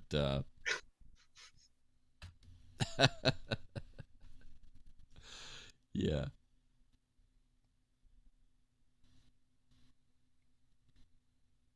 I try to be informative. With part 14, a chunk of parking lot asphalt. Listen, I know the club is banging and there's a long line to the bathroom, and those street tacos you ate earlier aren't sitting well, but if you wipe with one of these, you'll be picking gravel out of your no-no region for days. Doorknobs! Listen, I understand they're at butt level, but resist the temptation. Other people have to touch that, you know. Plus, if you get a handle, you're really going to be in serious trouble. Finally, another thing you never ever want to wipe with that close to sensitive areas. If you do it too often, you'll get an angry letter from PETA. And who needs that? Stay tuned for even more. Things you should never wipe. I love that guy. Cats. Cats. Cats. Not wrong. He's not. He's giving solid advice. One thing, what people really need to understand is that the agency's expertise lies in the administrative process itself. The Biden cabinet is just an example. There isn't a person in the Biden cabinet that has ever worked in the private sector, not one. They aren't experts on farming or handling of livestock or producing oil or managing grocery stores or cooking on gas stoves or versus electric stoves. They're not the ones who manage the wildlife, even though we have a Fish and Wildlife Service. The Fish and Wildlife Service doesn't manage wildlife, the states do. They don't manage water quantity or water quality. Again, the states do.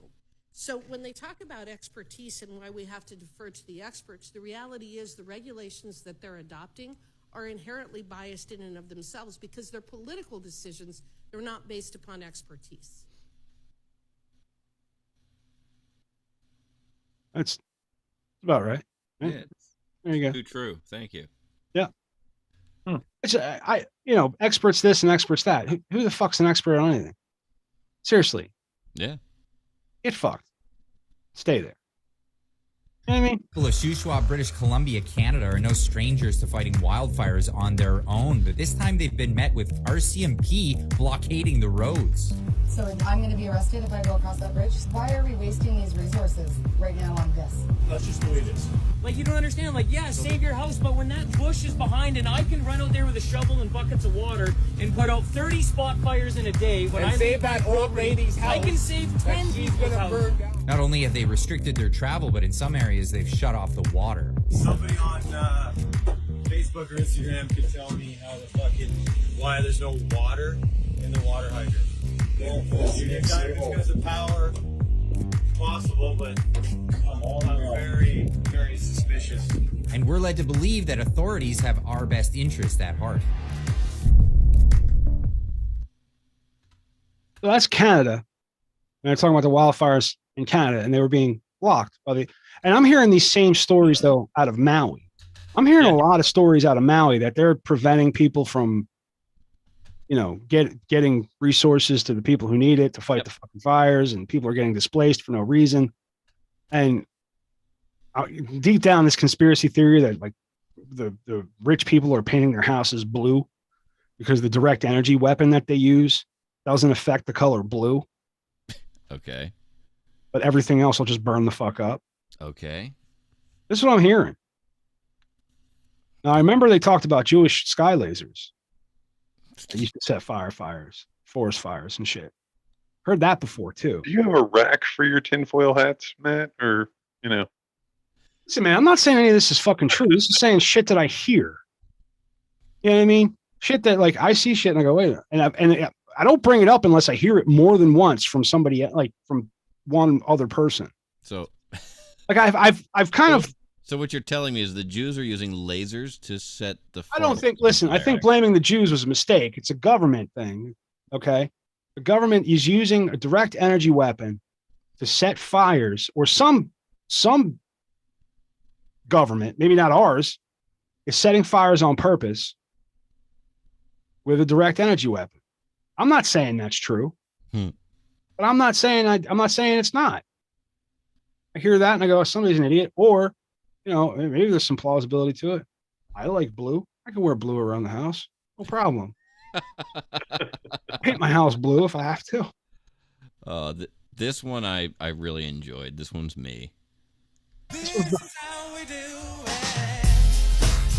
are two people that have Facebook account named Howie Do It. How we do it. This is how we do it. How we do it. And this is how we do it. And they're this is making the show. It's fun. We enjoy this amongst friends. Not going to really translate the audio. No. You can always go check out the TikTok nonsense. Because we post that shit. It's posted right now. You can follow along if you were so inclined. But what's next there? That's our last TikTok. That's it.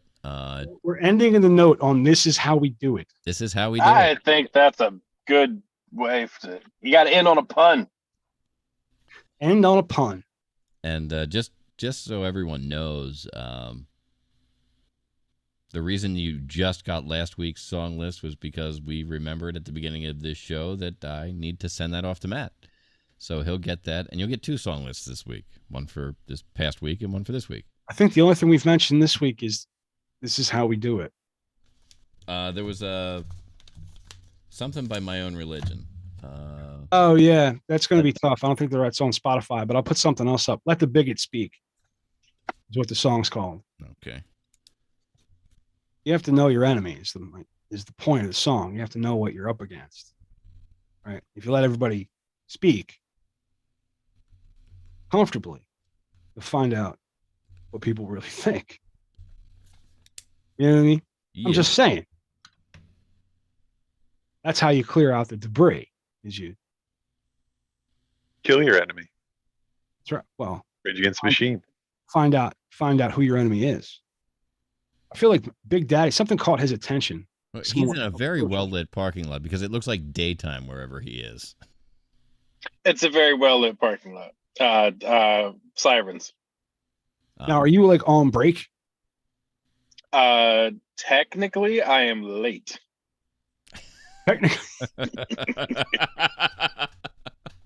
If you'd like to be even more technical, I will be patting my wrist saying CPT. You are on as I the walk premise. in the door. I am technically inside of CPT, so.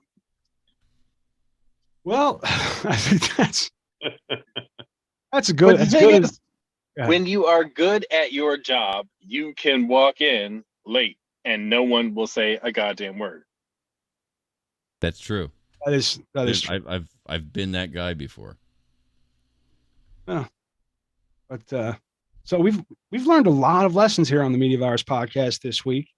If you have any questions, if you have something for just the tips, you can hit Big Daddy up at JTT at themediavirus.com. You can also shoot me an email. I'm Maddie at themediavirus.com. Is it PML? It's PML and Pete. Yep. At the Mediavirus, not PML and Pete. There's PML at the Mediavirus. At themediavirus.com. Then there's Pete at themediavirus.com.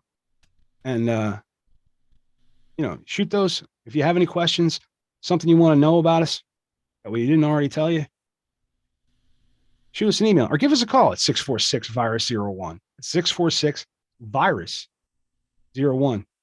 Almost 3 years, still don't know the numbers. But it's 646-847-8701. Damn, you're good. 847-87. So it's 646-847-8701. Did I say that right? Yeah. All right. Look at me. And we got some other stuff to shoot off with, right? We got some people to shout out.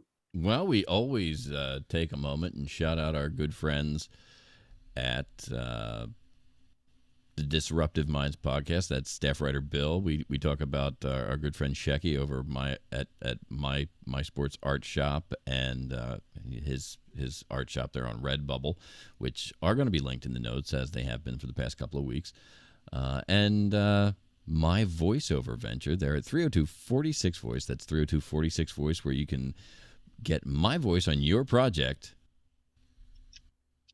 And that's just how you do it.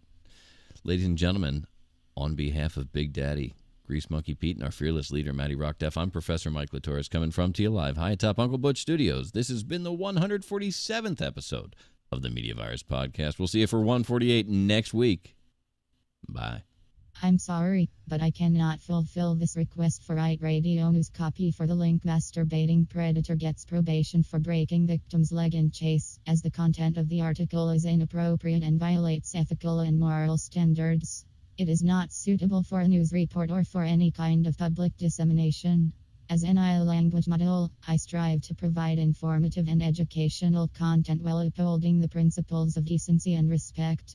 I suggest refraining from requesting inappropriate content in the future.